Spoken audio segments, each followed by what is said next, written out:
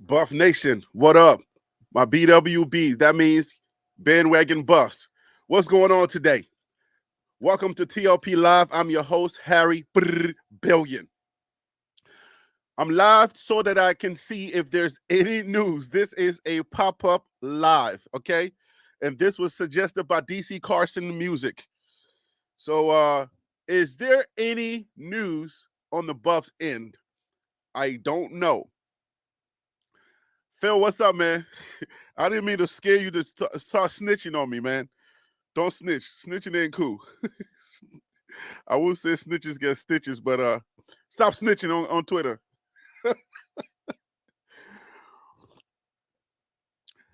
Hey, man, do the Buffs have any news today? Today is that second national signing days for the high school students. I don't know if Buffs really need to sign any major talent from the high school ranks, but I'm live here today because I want to talk to you about if there's any breaking news.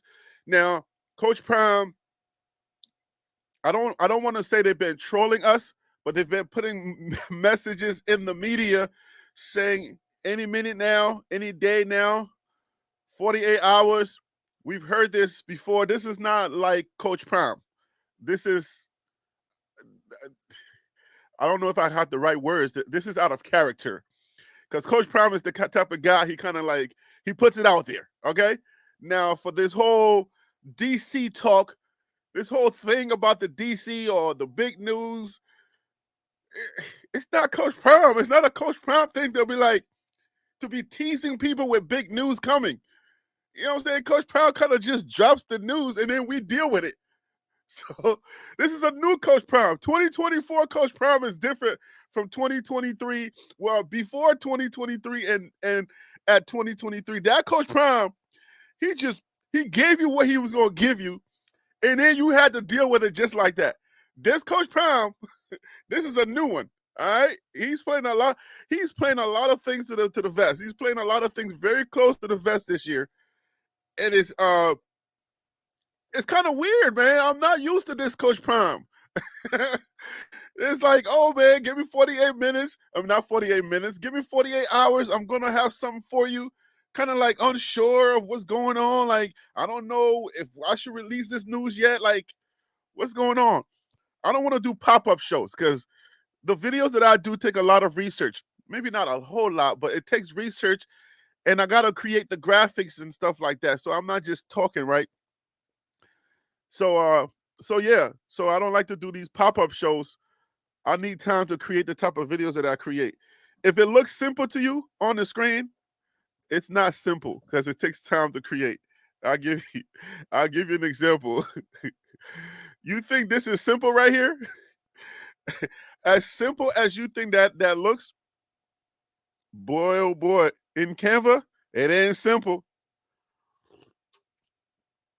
It takes time to create those type of things. Anyways, I don't want to bore you, but have we heard any news? Is there anything that they're saying, you know what I'm saying, that's out there? And that's why I'm here. And when we break the news, guys, we're going to be up out of here because I'd rather be doing videos that's going to say something, teach you something, or, you know what I'm saying, help the community. That's why we're here. Let me take this thing off my screen. But yeah, man, that's why we're here.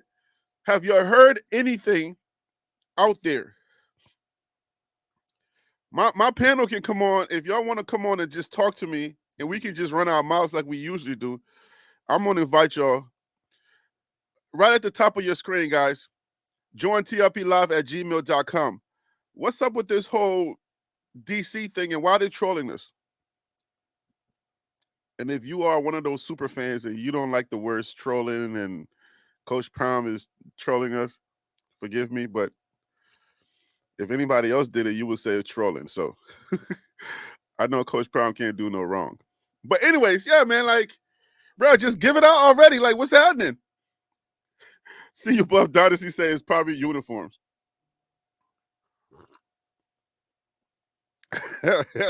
Oh, you use Canva too?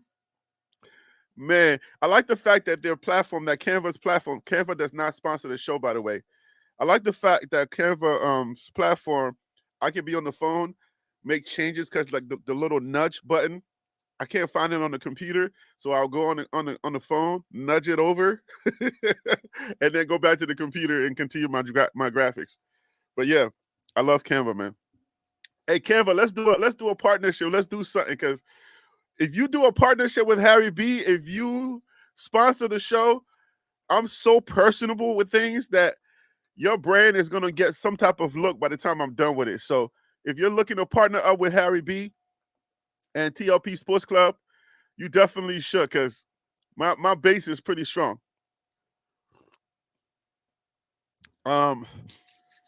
So have you heard anything? Because they said mounting time. They said it was gonna be 10 a.m. MT, and I looked it up. I Googled it.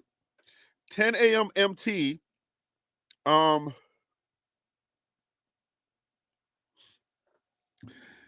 a.m. Mountain Time is supposed to be 12 p.m. Eastern Time, which is New York City time, which is my time. And yeah, so we're on here to you know what I'm saying, to break some type of news. But let me say hello to my people that's in the chat. Phil, what's up, man? How you doing? Alfaru, what up, man? How you doing? Hope all is well. Curly Kimball, yep. How you doing? Did I say Curly? My dyslexia is kicking in. My PG County education, public school education is kicking in. Shirley Kimball, I'm sorry. Jen J, what up? How you doing? DC Carson Music, my guy. What's up, man? What else is I'm listening? I hope you are. See you, Buff Dynasty. What up? Mr. Seven. What's good with you? Yo, why they got us on here? KMS, what's up, man? Why they got us on here? I don't want to be on here. I like y'all. I love you guys. You always, like, you guys are you guys are riders, boy. I appreciate y'all always coming on. I touched that live button, y'all coming on here. Ron Tate, what's up? But listen, man, if I don't have to be on here, I'd rather be working on those videos, because they take a lot of time. You know what I'm saying? Cameron King, what's up?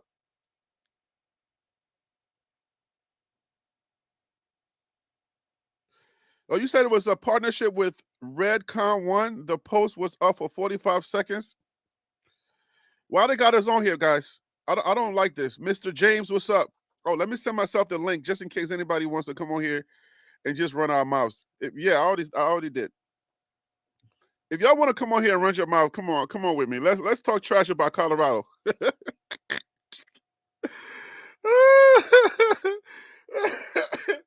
Let's talk trash. Who wants to talk trash about Colorado with me? Oh man, y'all got me on here on what did this Wednesday? On the 7th? Come on now. I got videos to make. I got research to do. Hey, would y'all watch a video? My next video I'm thinking about doing is Nebraska versus Colorado. Who got better? Who got worse? If y'all like that video, let me know in the chat.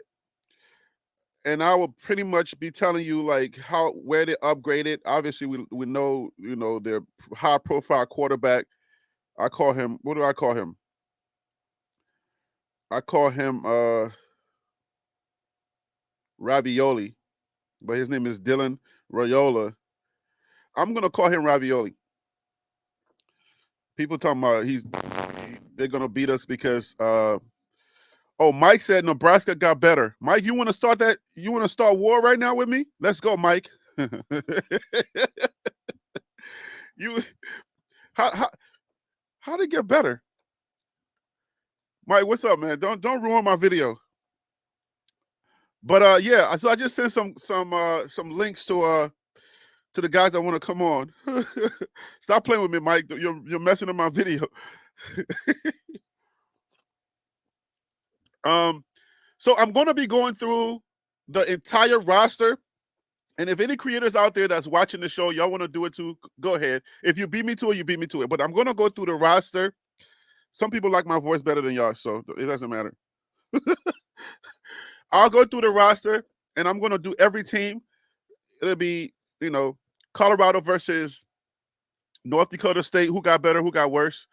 And then kind of, you know, I'm doing research and I'm getting closer. I want to give you the nitty gritty of each team, and then you can make up your mind whether you think Colorado would do well or not. So if y'all appreciate those type of videos, please let me know in the comments. At least while we're live. Like I said, you're caught me off guard today. So this is a pop-up show, TLP Live. Alfred, thank you for calling in, brother. I appreciate you. What's up, my brother? What's up, my brother? All this love, Hey, man. man, Yeah. I appreciate you doing that, man, because I just wanted to kind of see what the other teams, what the quarterbacks look like, and what they brought in from just a quarterback standpoint. And I Okay. ain't gonna lie, man. I saw some stuff that I was like, I did not know the Big 12 had them people coming in there from Baylor to UCF. I seen KJ Jefferson before in the game. He played well, but I wanted to see a little bit more. But Okay. even the kid Ravioli, whatever you want to call him, that Yeah, kid is a problem, bruh. That kid Rayola. is a problem. And He's a then problem, but we can't compare him with Shador because Shador's a senior now. no, no, And no, no, no, no, no, no, no, you no. know, Yeah, correct. You are correct. But he's by far way better than what they had last year. 10 times yeah, better, easily way better. that what they So call him, a buff fumbler. yeah, That that guy. dude was crazy. The first play of the game, it wasn't even like anybody hit him. He literally couldn't take the snap. I haven't seen that since Pop Warner. He just couldn't take the snap. He fumbled the Man have ball constantly. he have But butterfingers. yeah, but did you see the kid that Baylor got? He looked like RG3.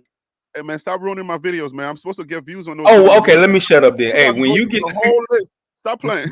let me shut up there because I know when you do it, it's gonna be cooking. And I was like, yo, this dude is good.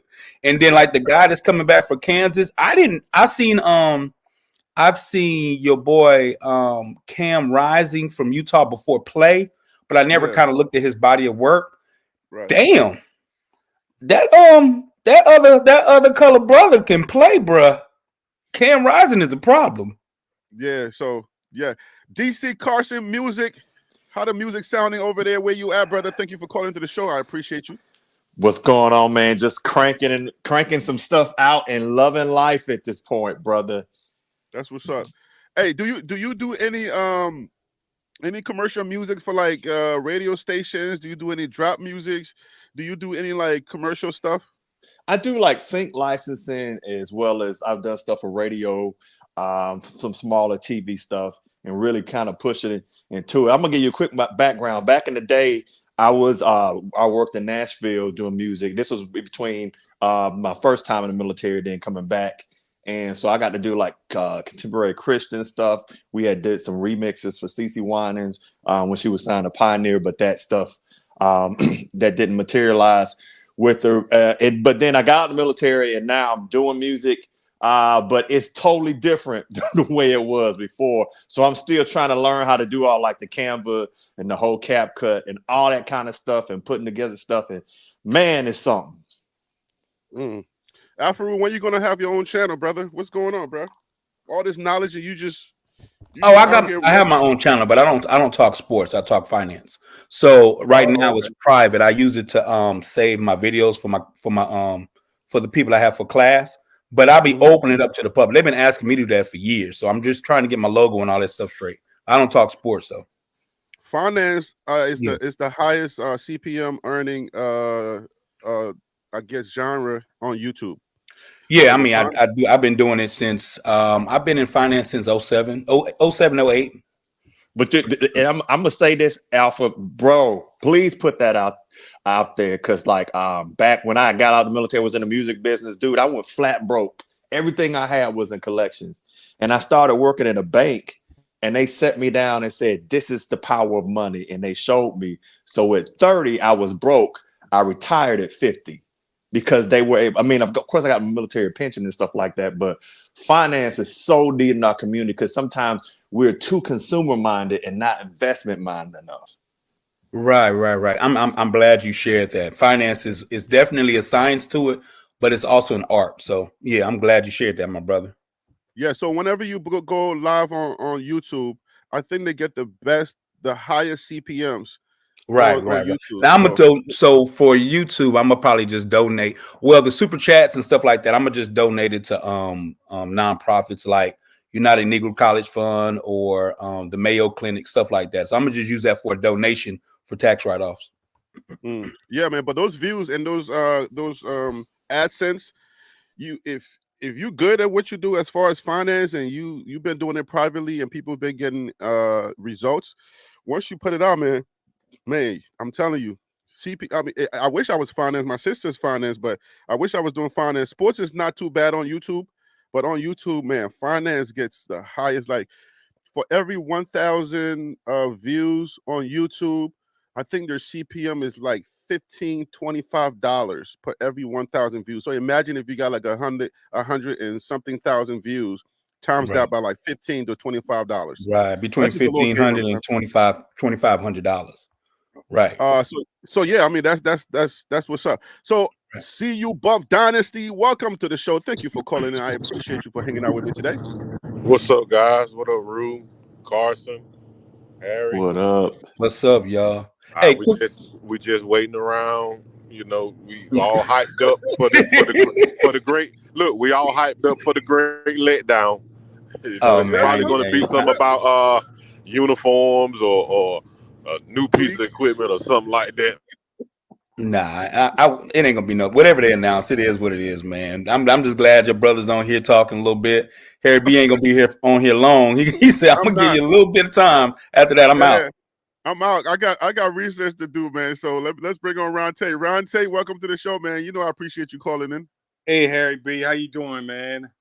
All is well, man. I just want the military gentlemen to remember that Harry B is part of the Air Force. Wait a minute. Oh, okay. I see where you're going with that. Yeah, I see where you're. You're not gonna let it go. Hey, Harry, listen, since you broke the airways, man, I've been listening to you diligently. Oh my and God. I know the first day that you utter the words of no-fly zone, we're gonna see that. Okay, we're gonna see that. And hey, they're talking big about your Cormani, man. They're talking real big. They're bigging you up your Cormani. I'm like, what are these guys smoking right now? What's that? He's coming. He's coming around. Oh my goodness, yo. We'll see. Hey, Harry B, quick question for you. Quick question. Man. I know you're doing your research. I know you're starting to get ready to introduce what the other teams have. I'm sorry, I apologize, guys. What the other teams have that CU is playing.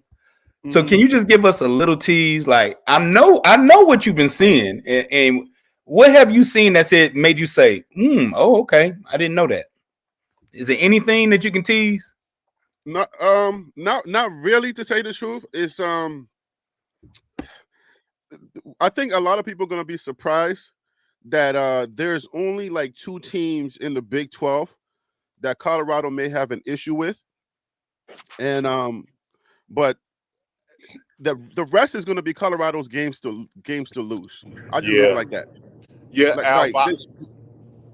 right. So for me, for me, and I'm gonna let you do your breakdown. For me, I think last year there were probably only 3 teams that had the potential. I think. Okay, so let me qualify. I was telling really flawed the same thing.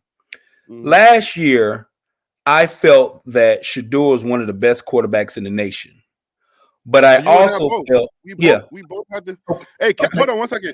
East Coast Cav, you gotta send the email. You said send the link, but you gotta send me the email. Not at the old email. Join TLP Live is right on your screen. Join TLP Live. Don't send it to the old email, but I'm waiting for you. So go ahead. I'm sorry. Okay, but I felt that only a couple of teams could have the best player on the field that day, because you guys know you don't have to be the best player in the season. You just have to be the best player that day. I thought Oregon had a player that might be the best player that day. I thought UCLA absolutely had a player that might be the best player that day. I thought Washington State. I thought Utah, but I didn't know Rising wasn't playing. Had a person that can be the best player on the field that day. So now that I'm looking at what the Big 12 have, I agree with you. There's going to be some teams that give them a little bit of problems, but they can probably play with everybody. But I looked at, there's about 6 or 7 teams that has a player that can be the best player on the field that day. Not saying they're the best player, but Mhm. that day that had me say, "Oh, okay, they got some players in the Big 12 that can actually play pretty good. That actually impacts the game." As a whole body, as far as like the Big 12 is concerned, I had us 8-4 last year because I knew that Colorado Colorado had the talent. Now the stuff that we didn't see happening behind closed doors is the stuff that really, it was the demons that killed them. But I still believe they had the talent to pull it off, and I'm sticking with the 8-4 this year because there are two teams that I know for sure could definitely hands down beat them. And then there's always going to be two surprises because we have two rivalry games. So there could be one surprise out of that one rivalry, and then somebody's going to, pull up and just play just because they're playing Colorado.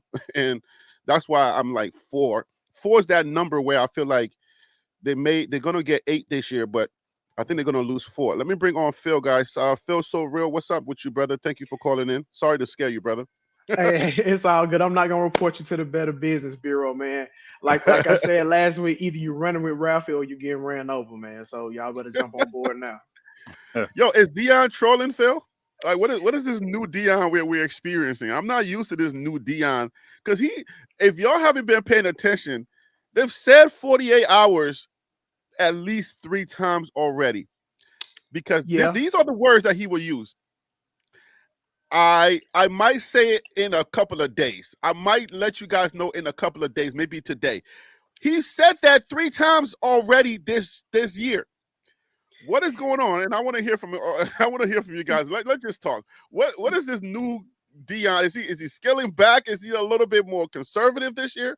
What's up, Phil? Listen, Dion is not a man that he would lie. So when he said it was supposed to be coming out, I was waiting on it. I was ready for it to come out.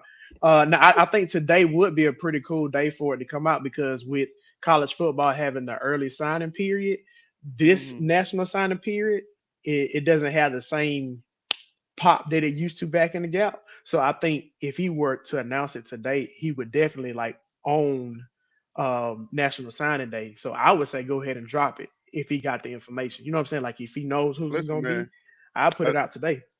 Elections are going on, and Coach Prime can sneeze, and we would be talking about that. Okay, okay. So Coach Prime don't need any big day to make a big splash. What do you think, DC Carson Music? DC, what do you think about this new Dion? Is this a new Dion, or am I overreacting here? I think it is a new Dion, but he's always been excellent at breadcrumbing. And now breadcrumbing, that's a term that can be used in relationships where somebody is absolutely manipulating you, but it's also a marketing term.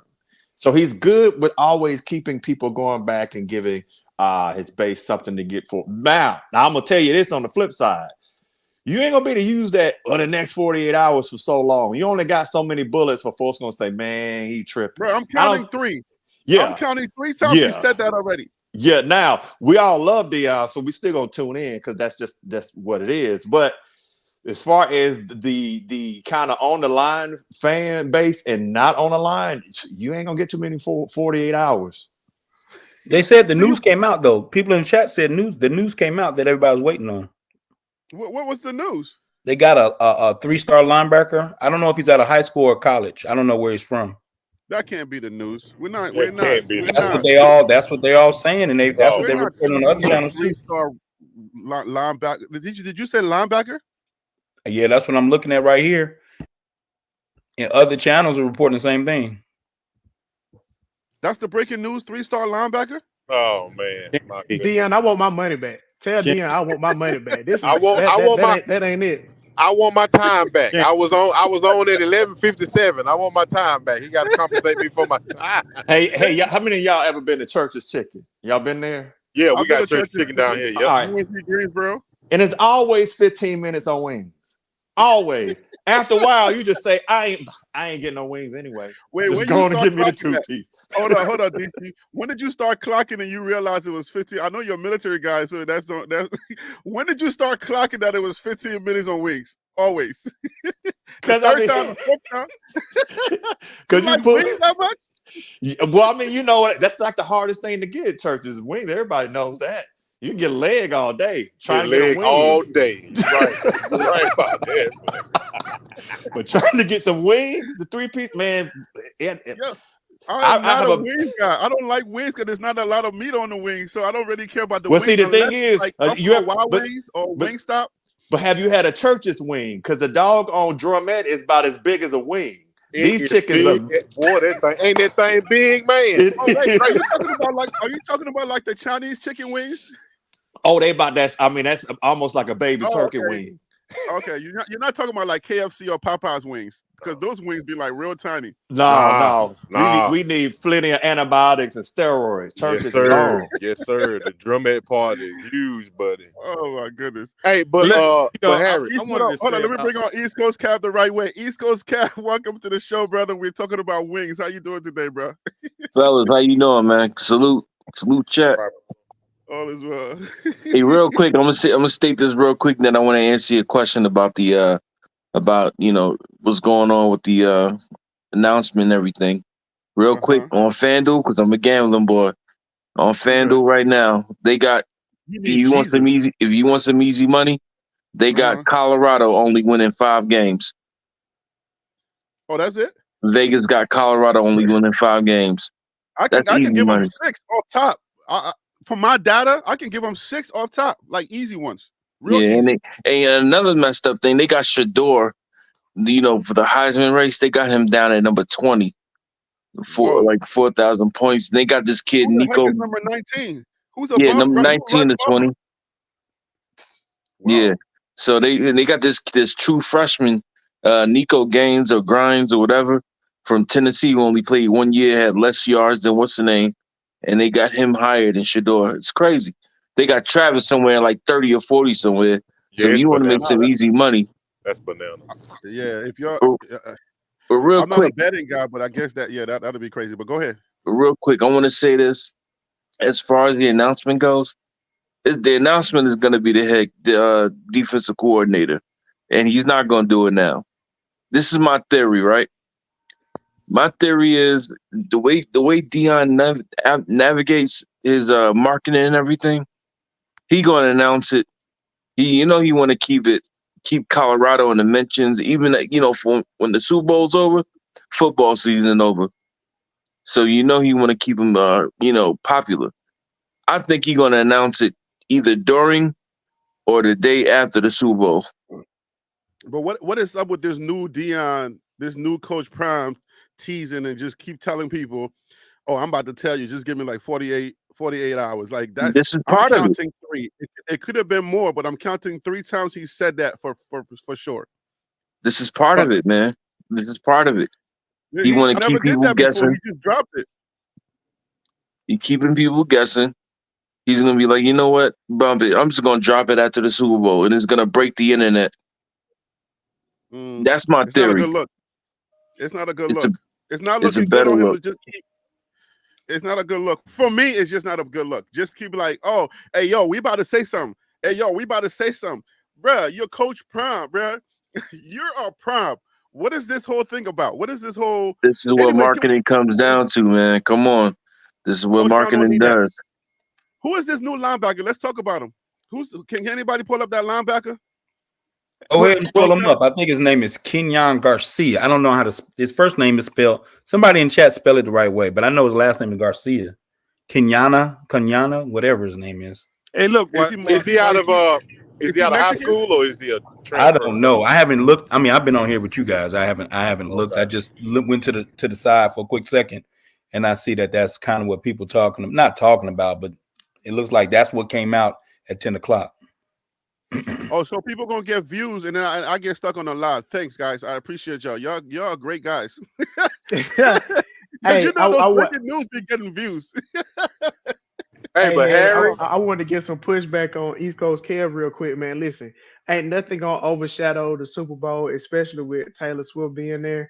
If I was then, I gonna release it now or wait till a week after the Super Bowl. Because if the Chiefs win, it's all gonna be about how Taylor Swift threw for 200 yards and ran for 3 touchdowns and all that. Don't waste the hype. Don't waste the hype like that. It's not that. You know what it is? He knows that it's not going to overshadow the Super Bowl. He just wants to be a part of it. It's the eyes that's going to be on there. Oh, he 200 just want to be million invited people to are a going to be party. watching the Super Bowl. Yeah, they said Dartmouth, Kent State, and I think another school was recruiting him. All right, so he's 6'3". That's not a bad height. 2,000 pounds. Thank you, Purple Orca. 2,000 3-star. pounds, Harry. That's a truck. I said 2,000 pounds. Good math. I know, right? 200, Thank 200, That's a 200. dump truck. 200. I said it so fast I didn't even realize I said that. 200 pounds. He's a 3-star linebacker from Florida. But what school in Florida? Florida got like 3,000 schools, like that 3,000, 2,000 pounds. Does anybody know what school he's coming from?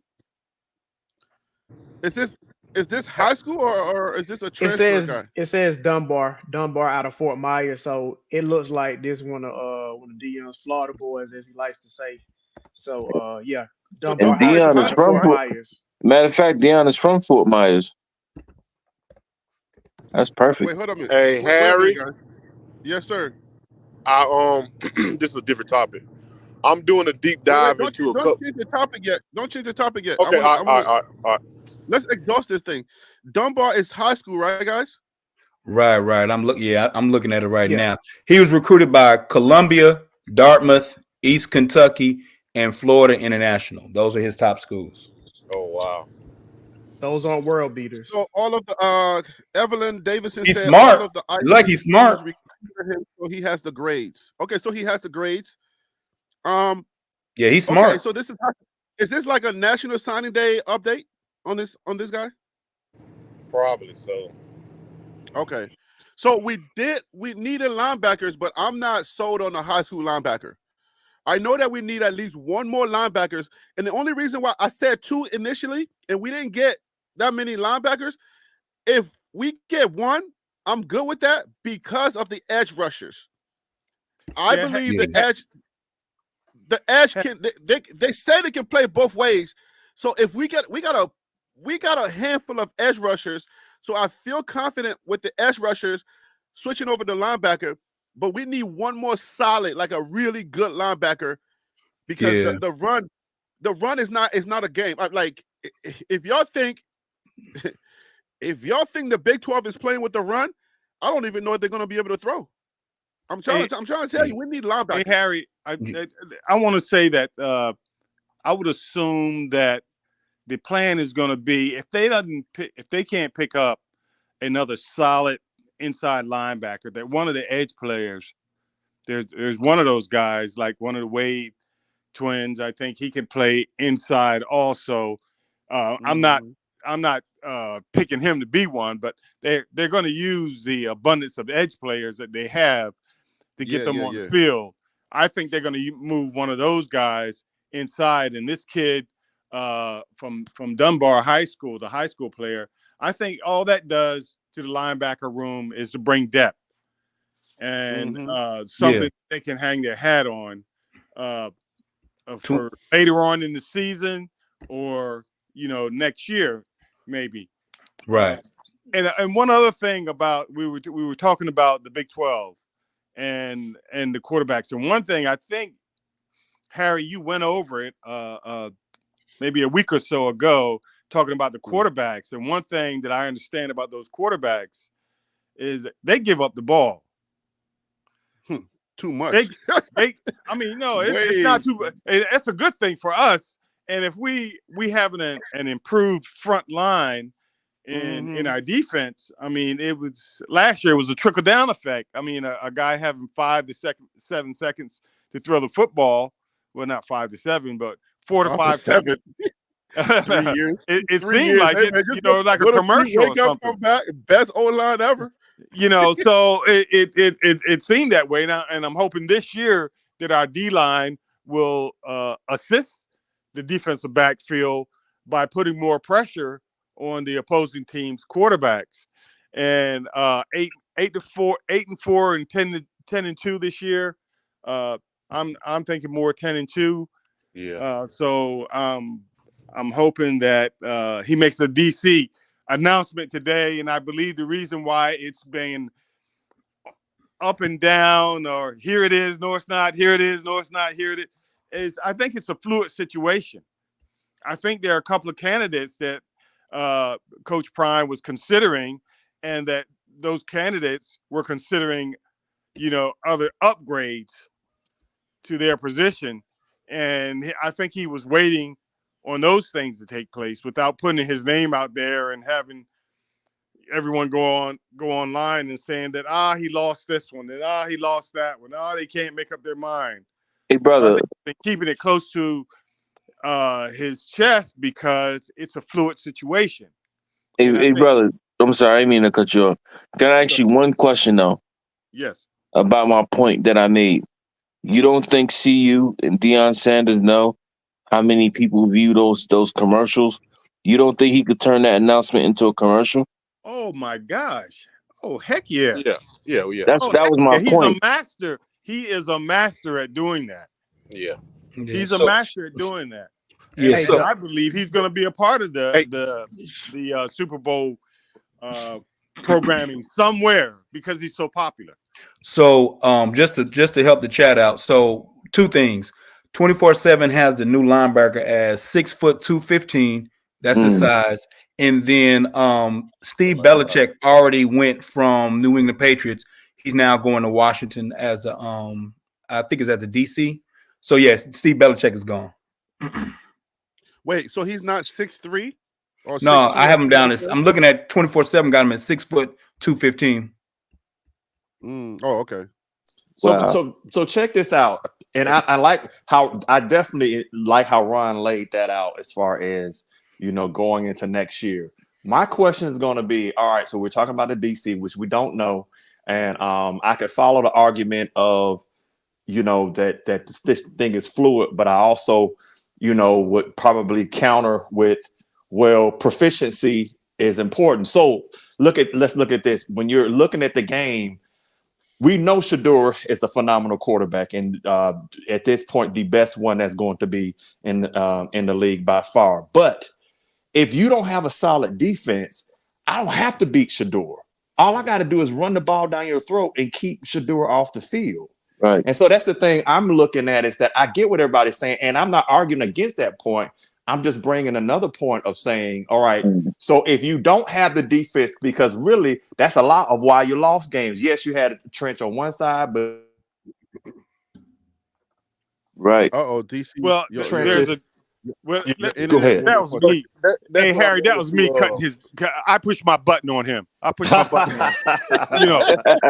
I got him. Listen, the defense, it's not as intricate as the offense as far as the plays and all that. You can give an assignment on defense, and then you have to inject talent. And I think we have an upgrade.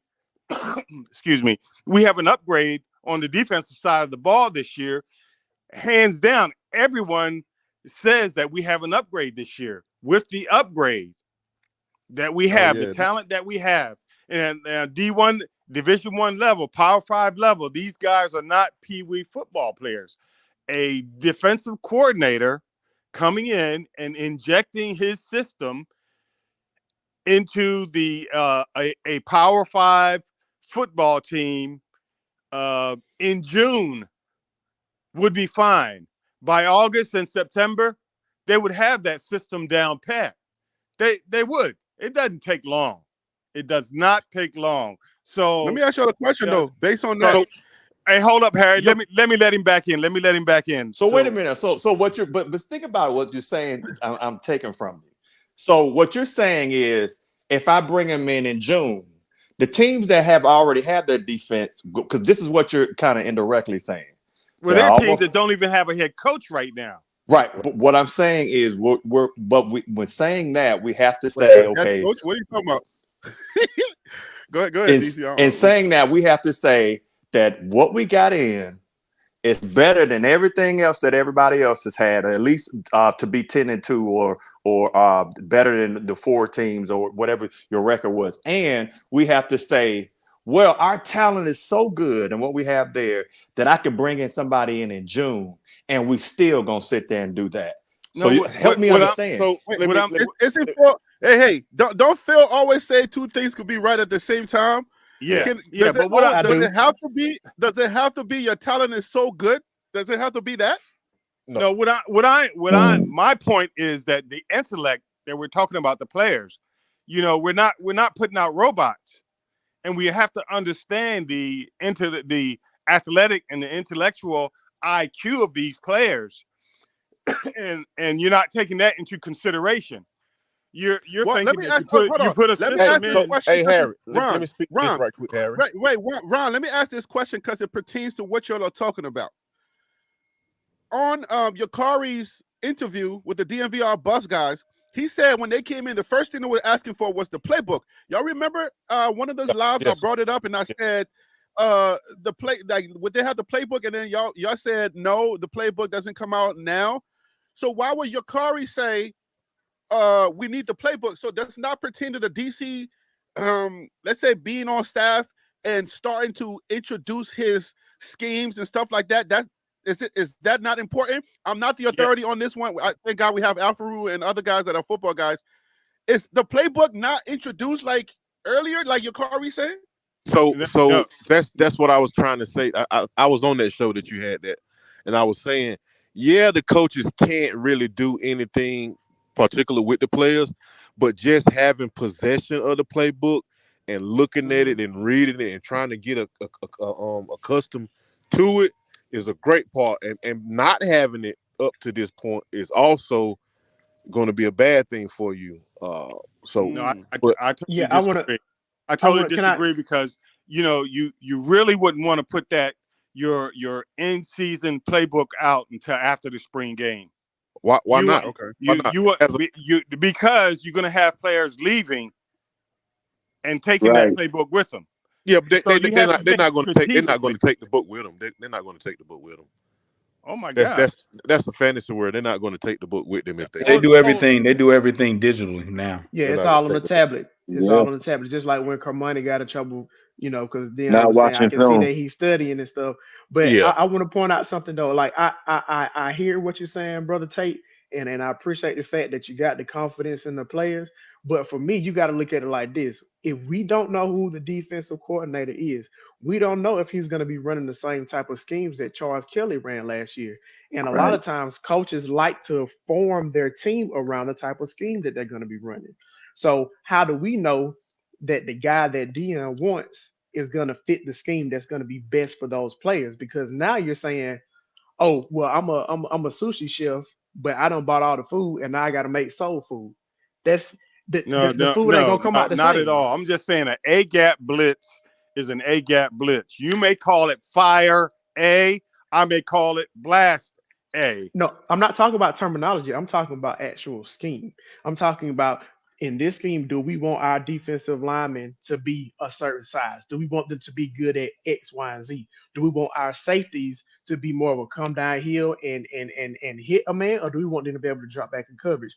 Are we running a scheme where we want our cornerbacks to be able to play better man to man, or we want somebody that's going to drop back in coverage? So that's why I'm saying I want to make sure the right players are going to be in the right position to be successful. And I think Well, the sooner you know who your DC is, the quicker you can put them in situations where they don't even have to think and they can just react.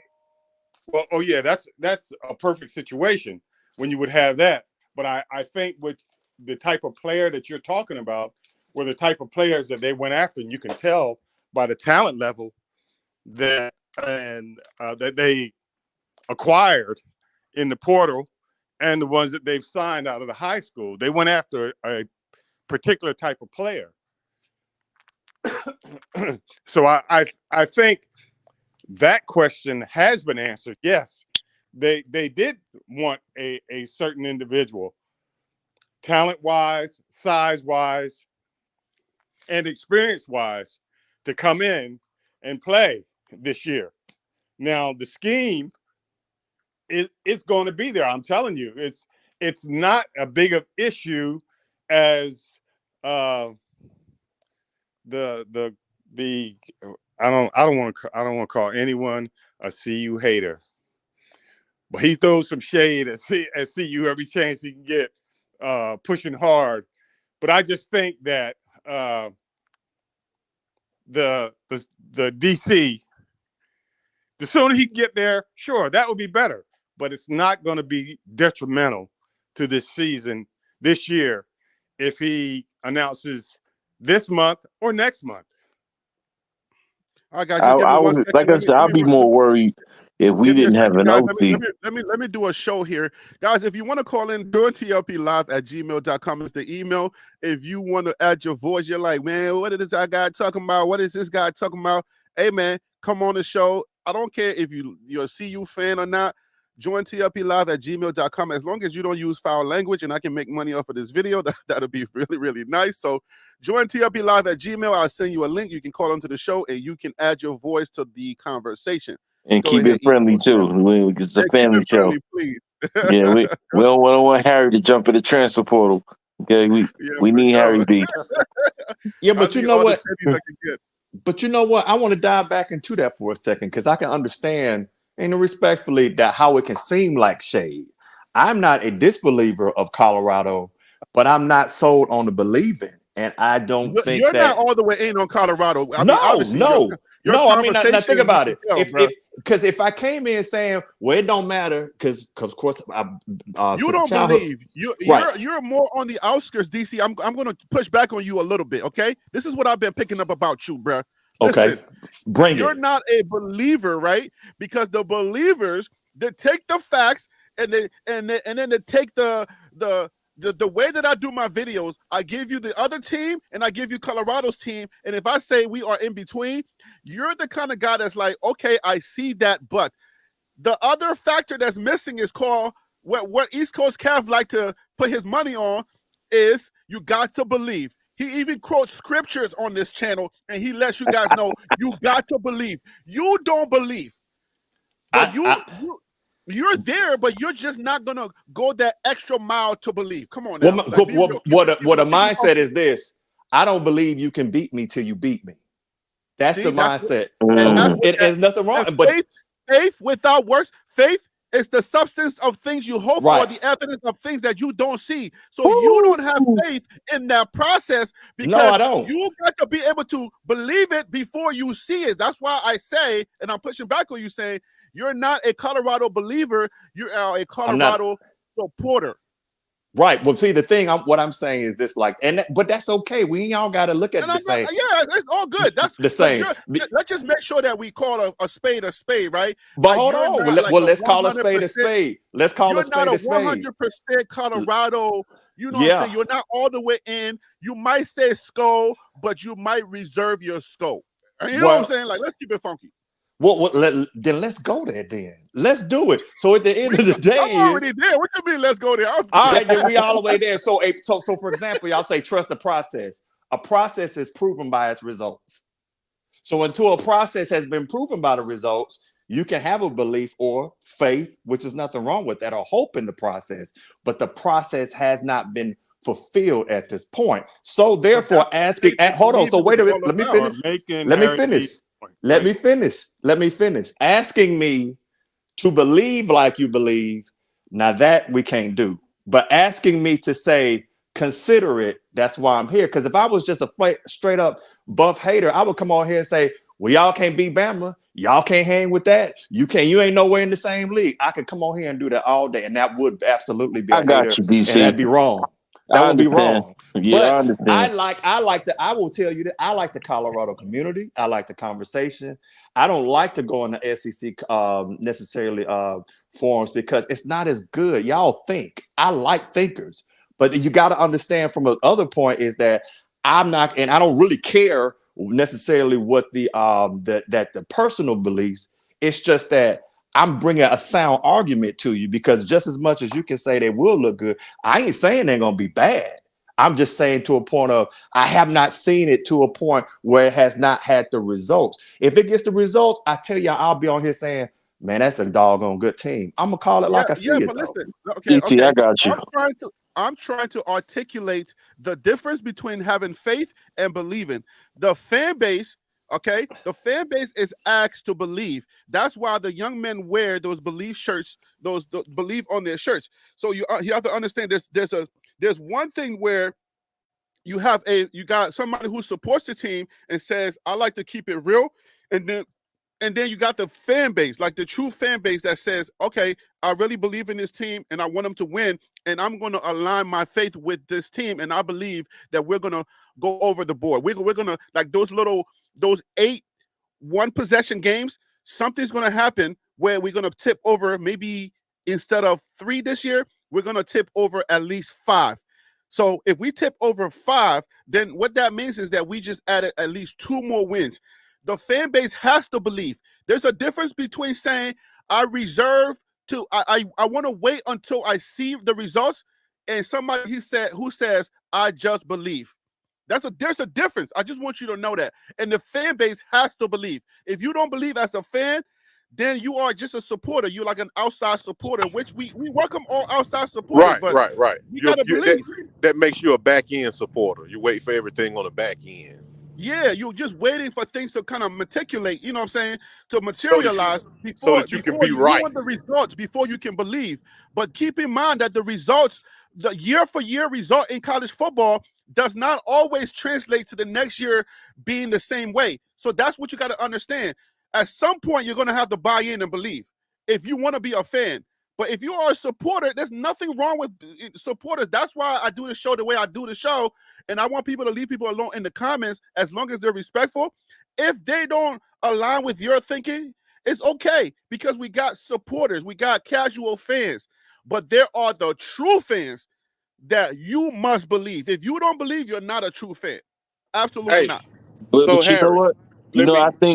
I think DC's not all the way out. He's just not all the way in. Yeah. Right. And the true I fan can got to dig be it. all the way I in, or respect you're that. not a true fan. Harry, let me tap in on something. So, in one of the rules of the art of war is to study your enemy. So right now, what I've been doing for the past 3 or 4 days is I've been going back and studying the teams that everybody says is going to give us problems. I'm trying to watch all 12 games. I'm pressing rewind on plays. Trying to study these teams. I'm on Kansas State right now. And let me tell you something. The more and more that I go back and study these teams, now my analyzation is coming without the knowledge of who's leaving and who's coming back. But just on face value, I'm on Kansas State right now. What I noticed about them with my videos, right? Just keep it on the surface, bro, because I got videos to make.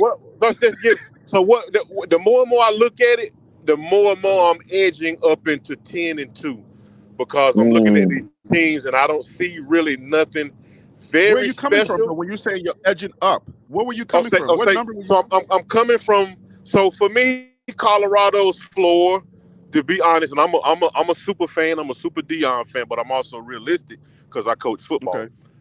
The floor for me is 6-6. The ceiling I knew it. The ceiling is 8-4. With the correct bounce of the ball and the right call, they can fall in the 10. They can fall in the 10-2. But what I'm starting to look at and what I'm starting to see in my analyzation of these teams, I'm going to start leaning a little bit more into 10-2 because I don't see anything really too special. And the most important thing that I see, and I'm going to end it with this, is that I see the quarterbacks in the Pac-12, they will give you the ball. They will throw it right to the defender. And I'm telling you something, man. With all the DBs we got, that's going to be trouble.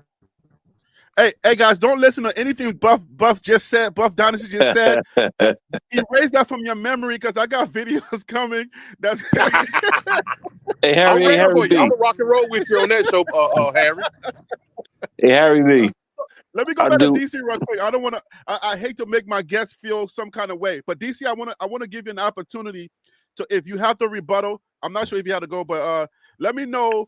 As far as I want you to understand how much we appreciate. We've matured a lot. I want to say that the Colorado fan base, at least from my vantage point and doing these shows, we have matured a lot because a lot of people didn't want to hear anything about any kind of criticism.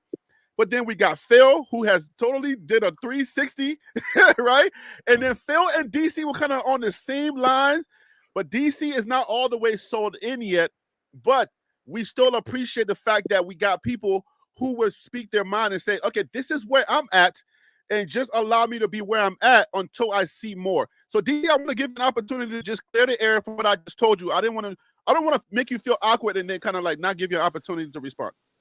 Oh no, man! Listen, I'm one of them dudes. We can get into a ring and knock each other's teeth out, knock each other flat out, and we'll still go and get some wings or whatever afterwards. So I don't take none of that stuff. Real man. Which wings? Right. Which wings? You talk about? I don't take churches wings. Absolutely, some churches wings, but no, I don't take nothing personal because I mean that ain't, to me, that ain't really part of manhood. We having a discussion when we disagree. I mean, I got what Ron says, and I'm gonna tell you what I like about what Ron said. Ron got a love for the brother. He willing to stand all the way up in it. I gotta respect that. If you not finna stand up in it, I'm not gonna necessarily. I won't disrespect you, but I ain't gonna respect your stance. So no, tough skin here. Bring it. Hey, Okay, DC, hey, DC Carson, you got to get that fried okra to go with them wings, man. You ain't lying, You bro. got to get that fried okra, bro. I'm Hey, not Harry Aryan, B. I'm African. Ain't nobody eating no fried okra without any type of sauce. Stop playing with me. Y'all don't do that American stuff around here, okay? This is African. No, you got. Hey, if you get the fried okra, you got to have the ranch and hot sauce on it, man. What we talking about? Okay. Hey, Harry B, can I but ask you a question? it gotta be battered. If you can't just eat okra like that, okay? That's a shame. Okay, Hey, don't do Hey, that. Harry, That's right. Go ahead. can I ask you a question? Of Now, course. would it be fair if because look, I'm a supporter. I'm emotional. For me, I want them to go 12-0. But Okay. I'm saying I said 10-2 or 9-3 would be reasonable. Would it be okay if I said, you know what, they're gonna go 0-12? And I say it like this because every team is gonna play Colorado like it's the national championship Okay. because they got a chip on their shoulder because they're not getting the attention. One, and two, because Colorado's getting the attention. Get in line. Yeah, Get in line, brother. yeah. But what I'm saying is they're not getting the exposure, and they're like, look, we're gonna be on the big stage. Look how Colorado played. Colorado State. They played that. They played. That's probably the best they played a team all season, and they could. They almost beat Colorado too. So do you feel like every team's coming with that chip on their shoulder, Who like is that talking? CSU and Oregon? Who is that talking? That's East Coast Kev. Oh, at East Yeah. Coast Kev. At East Coast Kev. You know what? When somebody's talking, just look at the bubble. Look at the Okay. bubble spot. East Coast Kev, I totally agree with you. And you know what's been puzzling me for the longest? I never seen it on Well Off or any of the other channels. But this isn't to say that he doesn't speak to it. But I wonder if Coach Prime lets those guys know that that's the ordeal that's going on. You know, I haven't seen him do it, but I wonder if he's letting them know that, hey man, you know, we got to be on our P's and Q's because we're going to get everybody's best shot because, hey, man, we're getting all the attention. You know, sometimes jealousy comes into play, this, that, and the third. So we're going to be everybody's championship. I haven't seen him say it on the video yet. That doesn't mean he hasn't. He talked about that last year. Yeah, he has said it. All right. Y'all remember it was one practice on the field, on the outside field, where he says, you guys understand that everybody's coming for you. Okay. Like he said it several times. But to answer your question, if I don't mind that somebody says we can go 0-12. I remember when I first came on here, my idea has always been the same. My approach has always been the same. If you can prove it to me, I'll listen. But also listen to when I say, okay, so I see, like we're playing cards, right? I see your what's the name, and I give you this.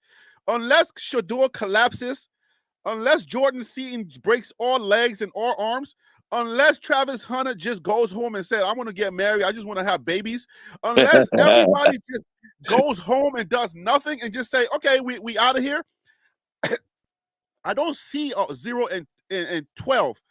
Those guys, like I'm telling you, when you look at the Big 12, I would be a little concerned if we still had Texas and we had Oklahoma. I'll be a little concerned about the 10-2, right? Because you got to put in there a surprise loss. So now we're going 9-3. So that's why I have 8-4, because of the two surprises and the two teams that I feel like are hands down just going to win. Like Utah's a problem. Like, I don't know if you know or not, but Utah's a problem. Okay, so it's stuff like that. Like, you got to come with some type of data for me to be like, okay, I understand what you're saying. But if the data doesn't match up and you're like 0-12, then it's got to be that other thing, that faith that non-belief and that other stuff that we don't like to talk about in sports, then we got to go there. But not talent for talent in the Big 12. I don't want to give my videos away, but in the Big 12, it's not happening. There's no way. Not on God's green earth. Hey, Yeah, but Harry, can I Harry, jump in real quick but since you brought my name up real quick, Harry? Yes, sir. Go ahead. Yeah, I just want to say this. I agree with DC. Most of the things he says, I agree with. But I want to say this. Think about it like this. You know, when you got analysts on the football team, their job, one of their jobs is to self scout, right? So it's not always to look at everything you're doing right, but it's also to look at what you're doing wrong. So instead of looking at us as haters or non-believers, just look at me and DC as people that are trying to do some self scouting for Colorado, trying to give you what you need to Oh, work here we on, go. not always focus Self-scouting. on what's We can what's do the our own best. self-scouting. right, and I'll tell We you don't need from no my perspective, self-scouters. What are you gonna talk and I'll about? tell you from my perspective is that you're looking at things that Nice try, Phil. Nice try. and I give it to you, But it's Harry, from my real. perspective is that I look at stuff I look at strengths, but I also look at vulnerabilities, and I microanalyze the crap out of vulnerabilities, because if you don't factor those in, you can get somebody killed. So that's why it may DC, sound like I'm being. DC, are you a man of faith? Are you a Christian? Absolutely. So You what scare I'm me a little saying, bit. absolutely. So the thing is, So you do understand the talk of belief and faith. You do I do understand that. Absolutely, Oh, okay, bro. okay. I Just wouldn't. checking. Just I checking. wouldn't be where I am if I didn't have faith. But Okay, the thing But I was, your quiet time, God be having a tough time to break through because you no, an no, no, analyzer. no. But the point, You but are the an point, analyzer, bro. You yeah. like, Well, but I am God, an analyzer. but God. But it's okay to be Thomas saying, I need to put my finger in there. I need to put yeah. my finger in the Hey, in the nail. DC, Yeah. I got a question for you and Phil. Listen, Oh, when gosh. you look at love it. the Go players ahead. that when you look at the players that CU have acquired, now let's just talk about the defensive front. I ain't gonna lie, y'all turning this into a good show. I'm just supposed to come on here and leave. Do you think, or have you seen an upgrade compared to last year's talent? Yes, full stop. Absolutely. They have Absolutely. they have Let me just say improved. this. So Absolutely. that's one. But what does That's that one of mean the to marks. That's one of the marks that I give CU as a plus for this year. Now they're supposed to have a very good or a better, much better than average defensive backfield. And I'm thinking that with the experience that Harry B's favorite player, Comani, has acquired Nice try. last year, and the other players that they brought in, the experienced players that they brought in, along with what we still have, That that Justin Mayers is a problem, bro. that's going to give them a better opportunity to defend receivers, to defend the pass because of that defensive line. That's what I look at. How did that offensive line play last year compared to the projection of what they brought in? Is these players, if he sacked 25 times this year, if he sacked 30 times this year, then they probably win 3 or 4 more games than they won last year. I would say 2.5. I wouldn't go that far. I get what you're saying. I get what you're saying, but let me just say this. So that's what I take into consideration as far as an upgrade, right, in the talent on the team. But now you put in the scheme, and I heard a couple of players talking about when they're going through the training program. Man, you don't get this anywhere else. The cafeteria, the food, you don't get this anywhere else. And these guys have come from other Power 5 universities saying that. But what I'm saying, though, Ron, is this. I get all that. So on that, you look at analytics, all that kind of stuff, that's fine. It's just something I'm going to say is that, but the thing we can't rank is will, because there are players out there and people out there that can break your freaking will. So what I'm saying is I can look at all that and notice when people say, I don't agree with 10-2, folks say 8-4. I can understand that. But again, my mindset is to a point of when you add all that together, Because I've seen many a strong man be broken into nothing because it got too hard for them in their heads. Well, I So, don't think that's on CU. I don't what, think that's on that defensive but the bottom line. line is, You take one player. You take one player. Let's analyze one player. The block bully. I'm about to say the block bully. Let's take the block bully, my Nigerian brother. Yeah, let's take him. Now he has a wrestling background. I've had relatives that wrestle. I've seen wrestling practices and watched them practice in between my stint of coaching the basketball team. Now, when you look at that individual going one-on-one against a guy that's his equal or maybe even better, the will that it takes for him, it's 1-to-1 and it's 1 minute left in the third period.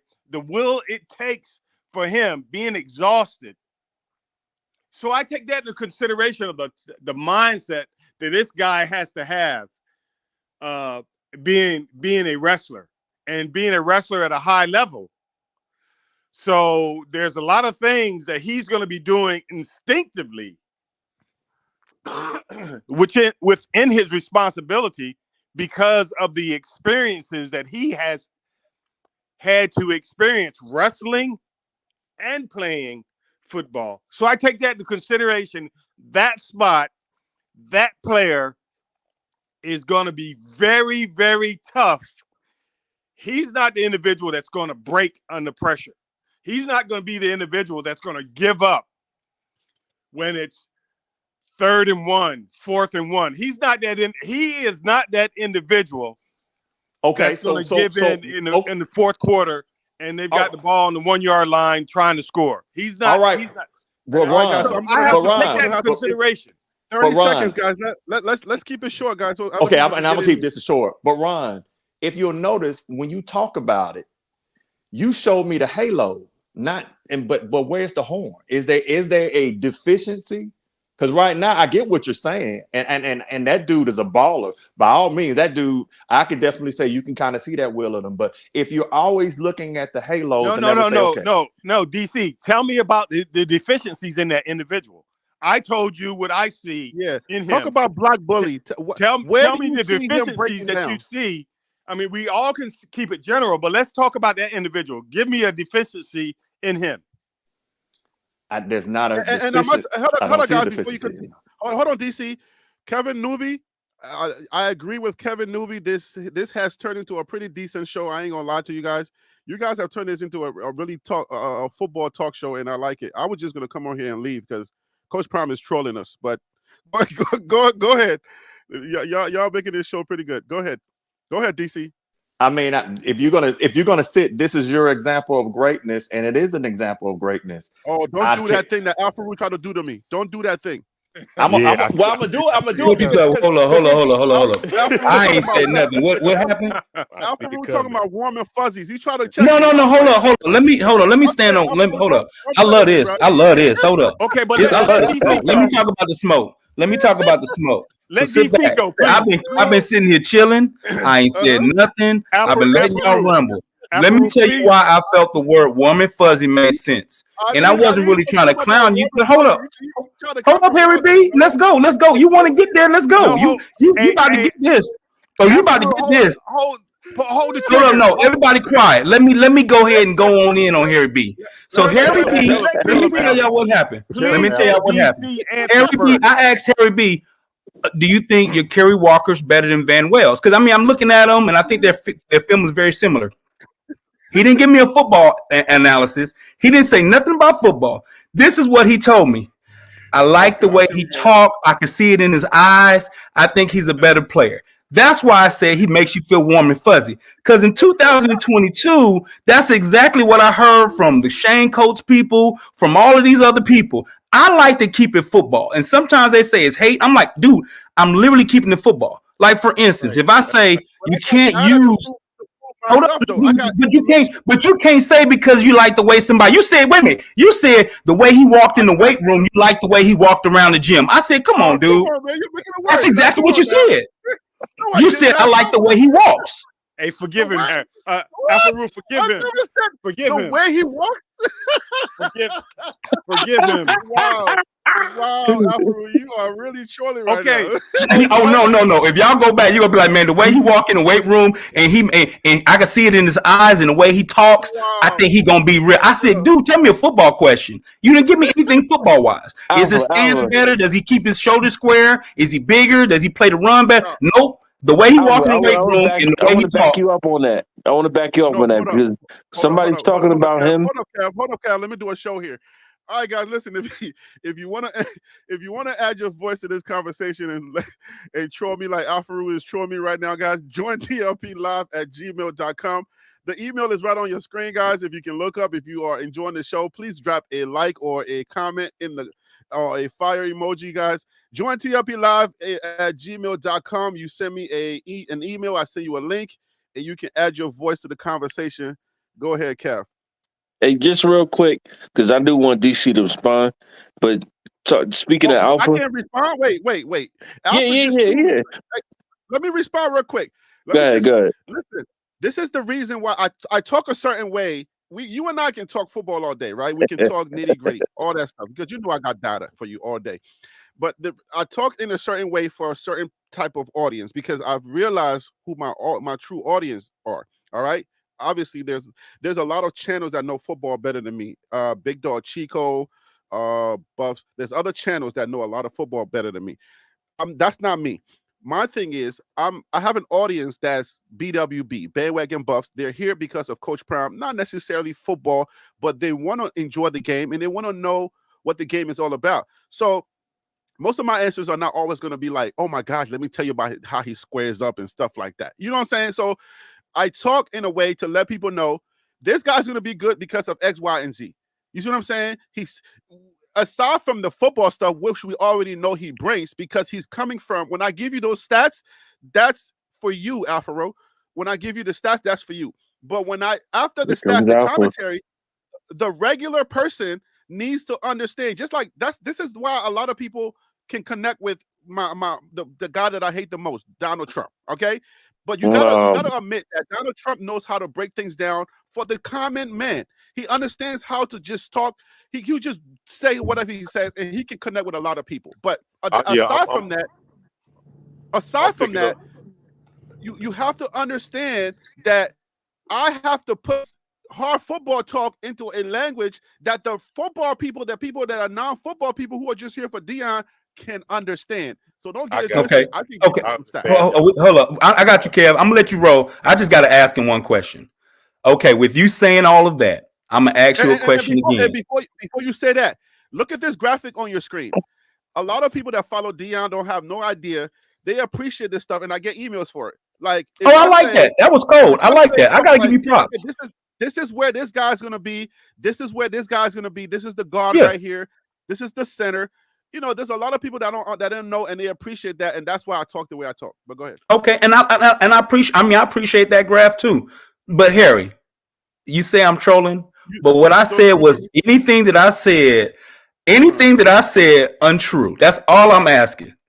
Oh no! I'm not talking about you being untrue. I'm just saying you and I can talk stats, but I got to break down the stats in layman's terms for the people that don't understand how the stats is broken down. So when I say I like the way he talks, I like his mentality. I like the way that he moves his flair. The way in the locker. You said it, bro. You said it. Can I interject something real quick so we can turn this over to DC? I want to interject something real quick so we can turn this back over to DC because I want to hear his response. All right, go ahead. About the block bully. Harry B. Alfaro, I'm just going to say this. Forgive him for being warm and fuzzy. That's a great excuse. Harry B just gave a great excuse for being warm and fuzzy. So let's get back to football. Harry B didn't have a leg to stand on. He did the best he could. Wow. He tried. Wow. He tried. You got smoked on that one, Harry B. You got to take that. Yeah, Alfaro, you smoked him on that. I took the L. Hey Harry, real quick. There's one lineman that a lot of people are not talking about because we mentioned Yakiri, we mentioned Jordan, we mentioned whatever. We're not talking about Tyler Brown. and his work ethic. If we're gonna do all the talking about walking and all that, he's supposed to be playing center as well. So who do you feel is gonna win that battle? Is it Yakiri or Tyler? Yakiri all day long. You carry. Listen, I thought we talked about this when we did this show. That was the last show. That was the last show we did when you had the graphic. Yeah, we talked about it because look, Tyler Brown is not a natural center, but he's going to be moving over to center. And Tyler Brown, I feel like even with what's his name, with Justin Mayers, getting closer to Shador, and they're hanging out and riding those little motorcycle things or those ATV or whatever they call them, ABT. I don't know, but anyways, they're getting to know each other. But Tyler Brown knows Shador a lot better. So where do you put Tyler on the on his blind side, or do you put him on the weak side? So, or do you put him on the opposite side? Tyler Brown can play, but if Tyler Brown is your backup, that tells you DEPTH. That answers the DEPTH question, which is the deadliest word in college football. Right. If you can have DEPTH, then you are a solid team that can go far into the bowl season. And that's what I try to communicate with the fan base. We got DEPTH because we're arguing about Jordan Seaton starting or the new guys that we brought in starting over a high school student. And a high school student is just as capable. That's why I say understand it from this standpoint. Okay? Forget about all the stats. We are arguing about two starters. Who's going to start?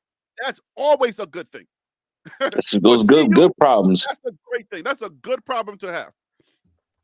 Okay, can we please get back? I'm waiting on y'all to go. I'm waiting on y'all to go. Please. All right, Ron. You want that? I will give. You know what? I love the perspective Ron is bringing. I don't understand the Cormani crush, but that's neither here nor there. I'm messing with you. Hey, that's Harry B. That's Harry B. Is a closet Cormani lover. I'm not messing with you, Harry. I'm a secret Cormani lover. But here's the thing, Ron. I will say this to you. I believe that they have better talent, and that talent will push them all to be better. So let me make sure I put that out there. Wait, clarify that. What do you mean you believe they have better talent than the Big 12 or than a specific I believe they have better talent on the team to push each other. Oh, you mean we acquired better talent than last year? You have better in-house. You have better in-house talent that will make your that should make your practices better, and that they should make them better. And hopefully, they're building the team synergy. But what I am also going to say on the other end is that just because I think y'all are looking at, for example, none of us can sit back and equate the metrics to the loss, necessarily the improvement for, let's say, one. So let's look at it this way: you have one possession losses or one score loss. If you look at it, none of us can add up all the metrics that will equate to, okay, we fixed these things. So instead of it being an 8-point loss, it should be a 2-point win. None of us can do that. Because at the end of the day, we can't rank things like we don't know injuries, that kind of stuff, all those things. So that's kind of why I'm sitting here saying is that to sit back, let's say if somebody says 12-0, there's too many unknowns. You can't even really say that about like Alabama or Ohio State or anything like that. But what I am saying about CU would be better, but I just got to be real with you. Y'all argue with me, but at the end of the day think about it. Vegas was close last year, and Vegas is kind of saying just a little bit of improvement there. So are we sitting here saying Vegas, which is all about money, is just way off, like 5? Yeah, they hit it. They hit it on the head last year. They hit it right on the head. Right. Vegas said 3 games. They said 3.5. 4 games. 3.5 is 4. Yeah, and this year they got 4.5, so it's 5. Right. Who would have predicted that they would shut down against Stanford? Who would have predicted that?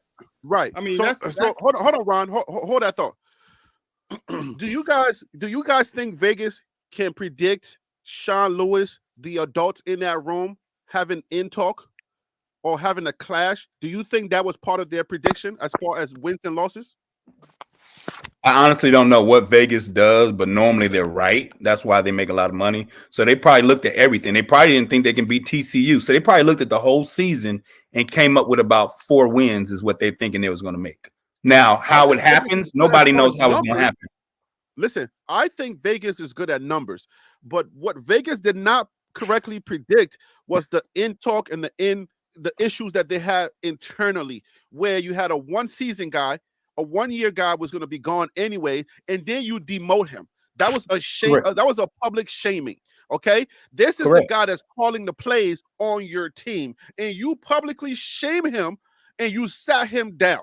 Like, you should not do that. I don't. If you're a Coach Prime lover or not, you cannot publicly shame the guy that's controlling your offense. Man, Yeah, listen. any After that human being, UCLA game, and right? they were trying to run, they were trying to pass when they were on their own 1 yard line. What the heck was that?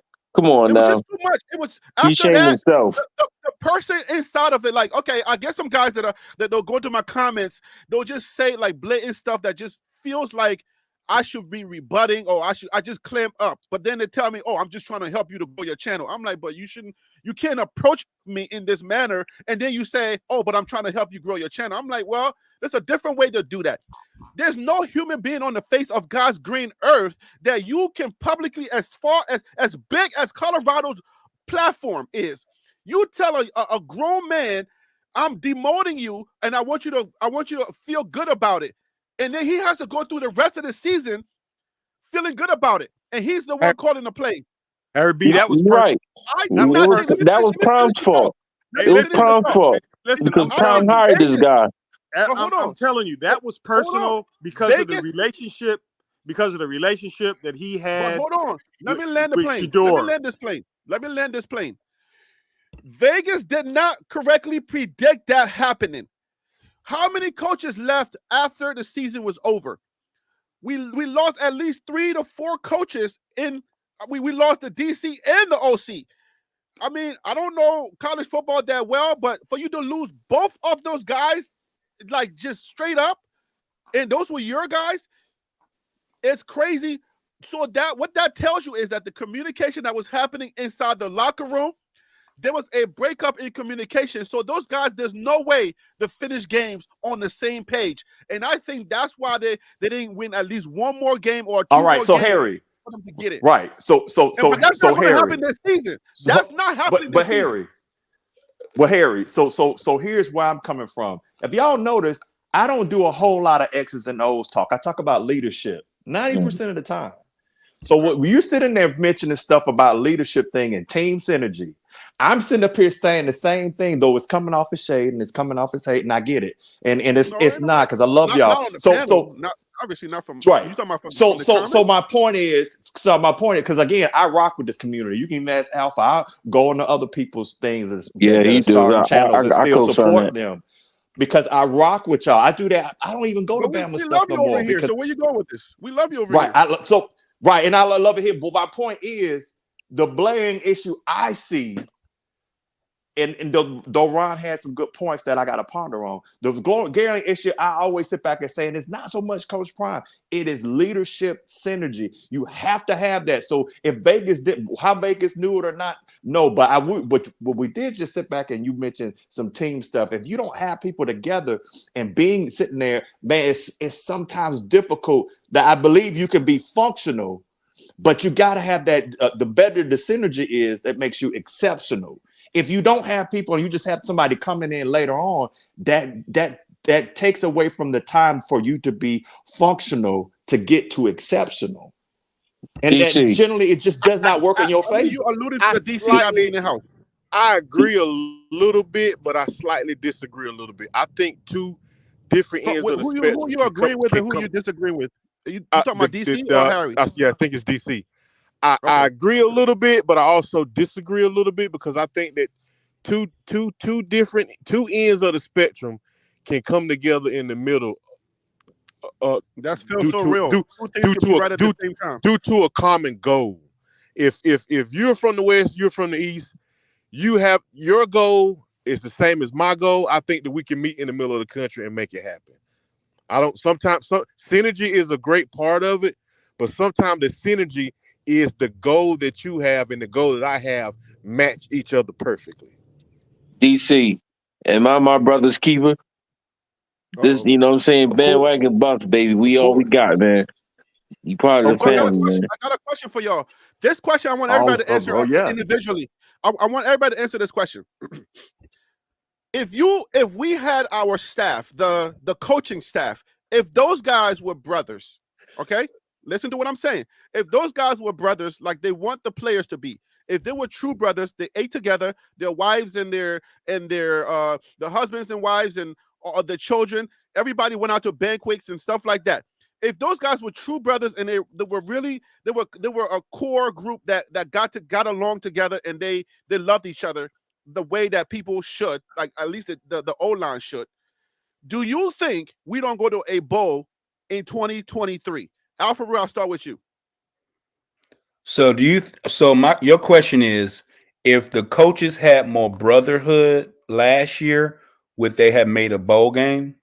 Is that what you're That is the asking me? question. If Okay. they had that synergy, if they had that brotherhood feeling, do you think they Okay. can muster up a few more wins, at least 2 more to go to a bowl?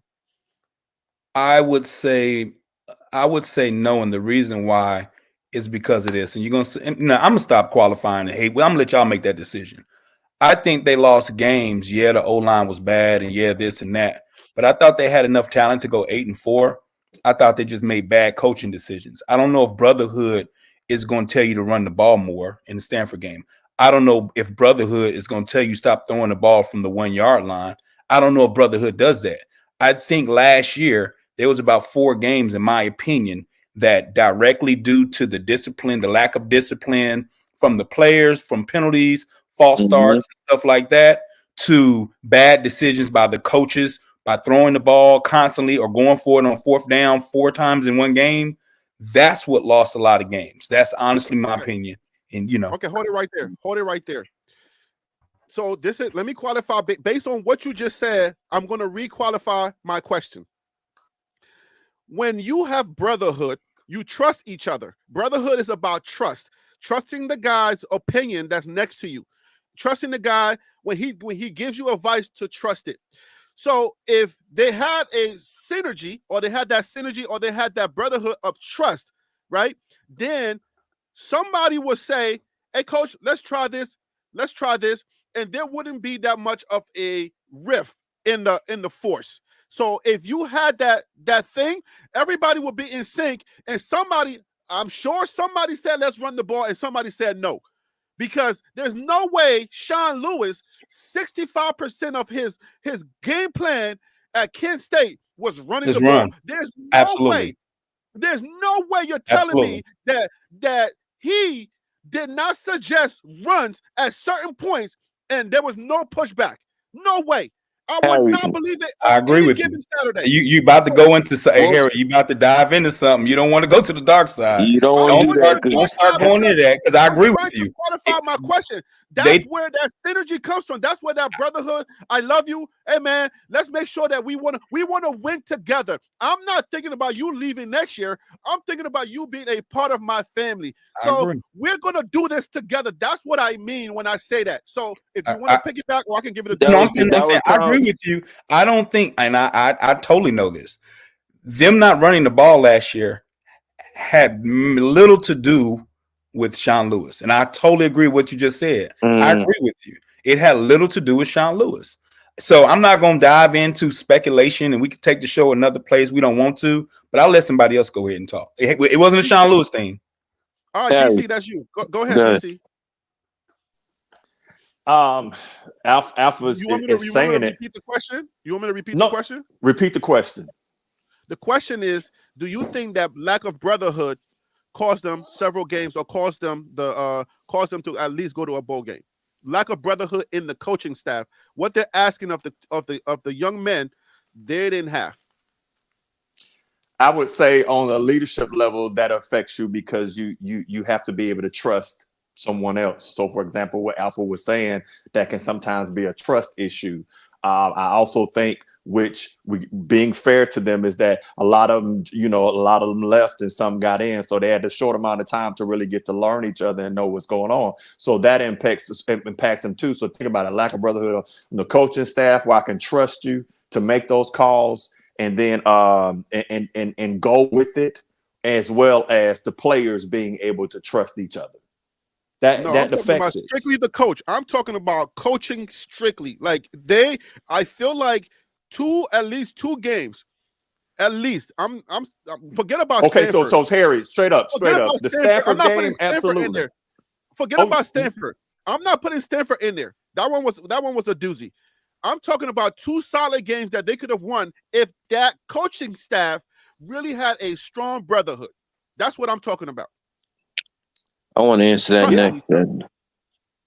I Let's go to do think, yeah. go ahead. Okay, so let's go. We're going to next. We're going to see you Buff Dynasty. All right. So to speak to that, I'm gonna say yes, it plays a big part of it. One thing I do with my coaching is I'm the head coach and the offensive coordinator. Yes, it's only part 1 level, but it's the junior midgets, which is the 14, 15-year-old kids.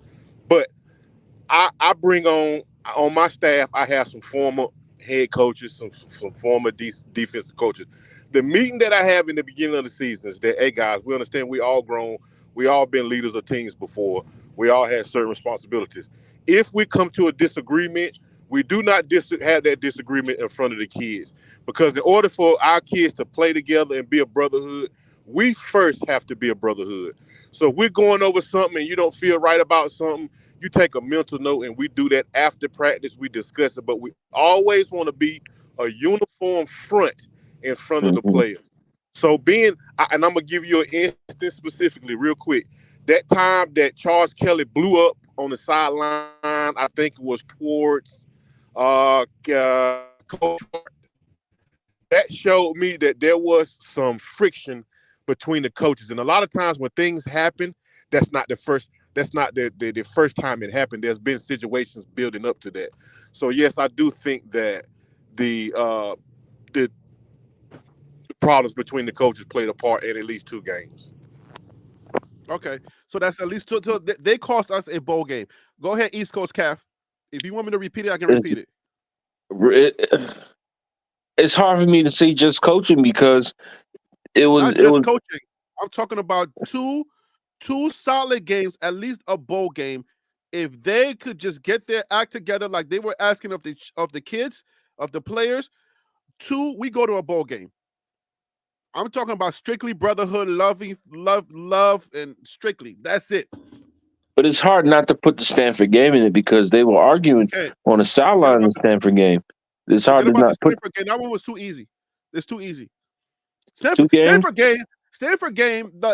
Anybody was just knew, like, hey, fall on the ball every down. After the half, fall on the ball every down, and you win. That's it. I'll say Like, it's too easy. I see the Arizona game where they put not Arizona State, but Arizona when they were down by like a field goal. And I felt, in my opinion, like Prime kind of iced the kicker. That's just my opinion. He kind of messed up on that. That was coaching right there. But Oh no, he but explained it. He said that Shador was down, and they had to do it so that Shador can get up. yeah, but what I'm saying is we keep putting it on the coaches too. At the end of the day, the players got to stop the plays. You know what I'm saying? Like let's No, just look at it. Let's we just be honest. do enough of Go getting ahead. on the players. This right here, the question I'm asking us right now to really look at is whether the brotherhood, the lack of like true understanding of each other, trust, cost us a couple of games. And the reason why I'm asking is because I feel like this year is going to be different, and that could be 2 critical games where like Coach Prime, his wide receivers coach, is his teammate, his former teammate. You see what I'm saying? Harry, So it's like that's hard to gauge though because it was multiple factors involved. First of all, the that's players that one they factor draft, I'm talking about. huh? That's just one factor I'm talking about. I'm not saying I this mean, was all. if you're just gonna base it off that alone, then I mean, yeah, if Hey, you're gonna base Kev, it off that alone, but it was can I just ask yes, sir. Go ahead. Kev, let me ask you a question. So with that, and Harry, I asked that, and to everybody else, is that okay? So the coaches make the decision of the players, right? Yes. So how do you go about that whole thing, adding in that dynamic? Because how do we know that if they don't have agreement in system and synergy, then they might not be necessarily picking something like, let's say, for example, Coach Lewis said, hey, we need this. This probably is a better lineman or than that person. And it's like, well, no, we like this person because of A, Y, X, A, B, and C. And does that have an impact on, could that not have an impact on, well, you're picking people based on this thing, but yet they're picking the assistant coaches, OC, DC, all that good stuff, based on linebacker coach stuff, based upon their preferences. No, I think I agree with you, but I think the main thing was it goes not just to the coaches, but the main person that falls back on is Prime. Because if you want to be fair, man, I think he personally picked some depth players in 2023. He picked more depth players than actual playmakers when it comes to the trenches. So I agree that it's not just the coaches, but it starts on the main head coach. Okay, so let me go to Ron Tate. Ron Tate, you want me to repeat the question, or you understand it?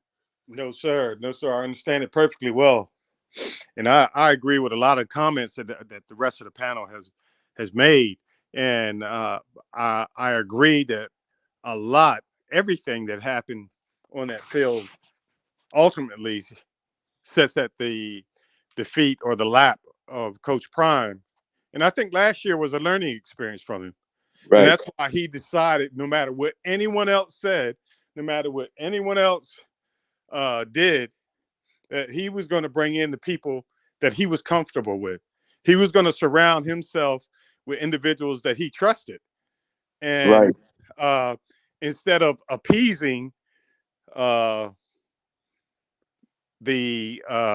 what do you call the boosters at Colorado, appeasing some of the administration at Colorado, and now that he has a grip on the media and they've seen the value that he's bringing in, now he's doing it his way instead of trying to appease here, there, and in other locations, and stopping and sitting back and saying, okay, I'm going to let my DC do his thing, and I'm going to let the OC do his thing. And I'm sure he picked up the phone, called Coach Saban. Coach Saban told him, heck no, you got to get in there and voice your opinion in the middle of the storm. You've got to correct some things in the middle of the storm. That's your boat. You're gonna take over. I think he learned that. And I agree. It did cost the team the experience factor that he didn't have without going through what he went through last year. That's a great point, brother. That's a great point. All right, so let's go to Phil. Phil, so real. Do you want me to repeat the question, or you understand it? No, I'm the last one going, so I've heard it a couple of times. I'm good. Okay, go ahead. Nah, I think I got Jay Will. I got Jay Will in the green room, so I'll ask him the question when he comes on. Okay, cool. I'll be quick then. Listen, I think them having a better relationship did not affect whether or not they won or lost. And the reason why I say it is because I don't have to be friends with you to still be able to get the job done, but there also does need to be a certain level of trust. And I think even if you tight with somebody, you may not necessarily trust them when it really gets hot. And I think he just didn't trust his coaches like he should have this year, or maybe no. That's what I think. That's what it was. He didn't trust his coaches like he should have this year. And I think this year you're gonna see a change. So no, I don't think them being cooler, having a better bond, and going out together, mixing and mingling with the families would have had an effect on 2 more wins. So why require that from the young men, but you don't require that from your group? I mean, that's a great question. I would hope that he is trying to get that done from the coaching staff. But if they're not doing it, either he gonna sit them down like he did Sean Lewis, or he gonna let it keep going. So that's up to Dion because the buck stops with him. I don't think didn't allow it. He just didn't have it. So Coach Prime, Kevin Newby said Coach Prime admitted Coach Saban gave him some advice and he did not listen. It was his one regret. I wonder what that advice was. He did. Jay Will, welcome to the show. Thank you for calling in. I appreciate you. Hey, what's going on, Harry B? How you guys doing today? right, All is well. All is well. Have you What's been up, listening? brother? Do you know what the question is, or should I ask the question again? yeah, I've been listening to you guys for a minute. As far as your question goes, Harry, I think that does play a role in any team because leadership ultimately does start with your coaches. The kids have to trust the coaches. They have to trust the program. They have to trust the process. If they don't trust and believe in what the coaches are doing for them, then it doesn't matter how many leaders you have on the team. They've got to understand the process. Now, just like I don't know who said earlier, like it is up to, some of these kids to take leadership and have to take, leadership roles in order to carry the team through to get wins. Yes, that definitely does happen. But ultimately, the kids are looking at the coaches to make the play calls. The kids are looking at the coaches to make the right decisions, whether it's defense, offense, 4th and 1, 3rd and 7. They have to look at them and trust and believe in what they're doing. So I agree with you in that aspect. But as another person on the panel said, there's a lot of different things that go into play into making a great team and a successful team. I mean, if we just look at the basics of what Colorado had to do last year, going into the transfer portal. I mean, Colorado was a duct tape team, man. That's just what they were last year. They had bottom of the barrel players. We got to put that on the shirt. Duct tape team. They had bottom of the barrel players. They didn't have any real impact players aside from Shador, Travis, Weaver. I'm not taking nothing away from Dylan Edwards. He's a great running back, man. But when it comes to the run game for Colorado, we didn't have an offensive line that could really block for the run game. And Dylan Edwards isn't that type of running back where that smash mouth, run it right up the gut type player. I'm gonna push back. If you start that stuff, I'm gonna push back. No. Listen to what I'm saying. If you look at a guy like what's the one for Oregon that had the little running back they had for Oregon? What's his name? Is it Little? Was his name Little? Something like that. No. Number 0. Yeah, they had 2 of them, but there was one that was just like you could send that cat up the line, man, and it was going to take 2 or 3 guys before you could even get him down, man.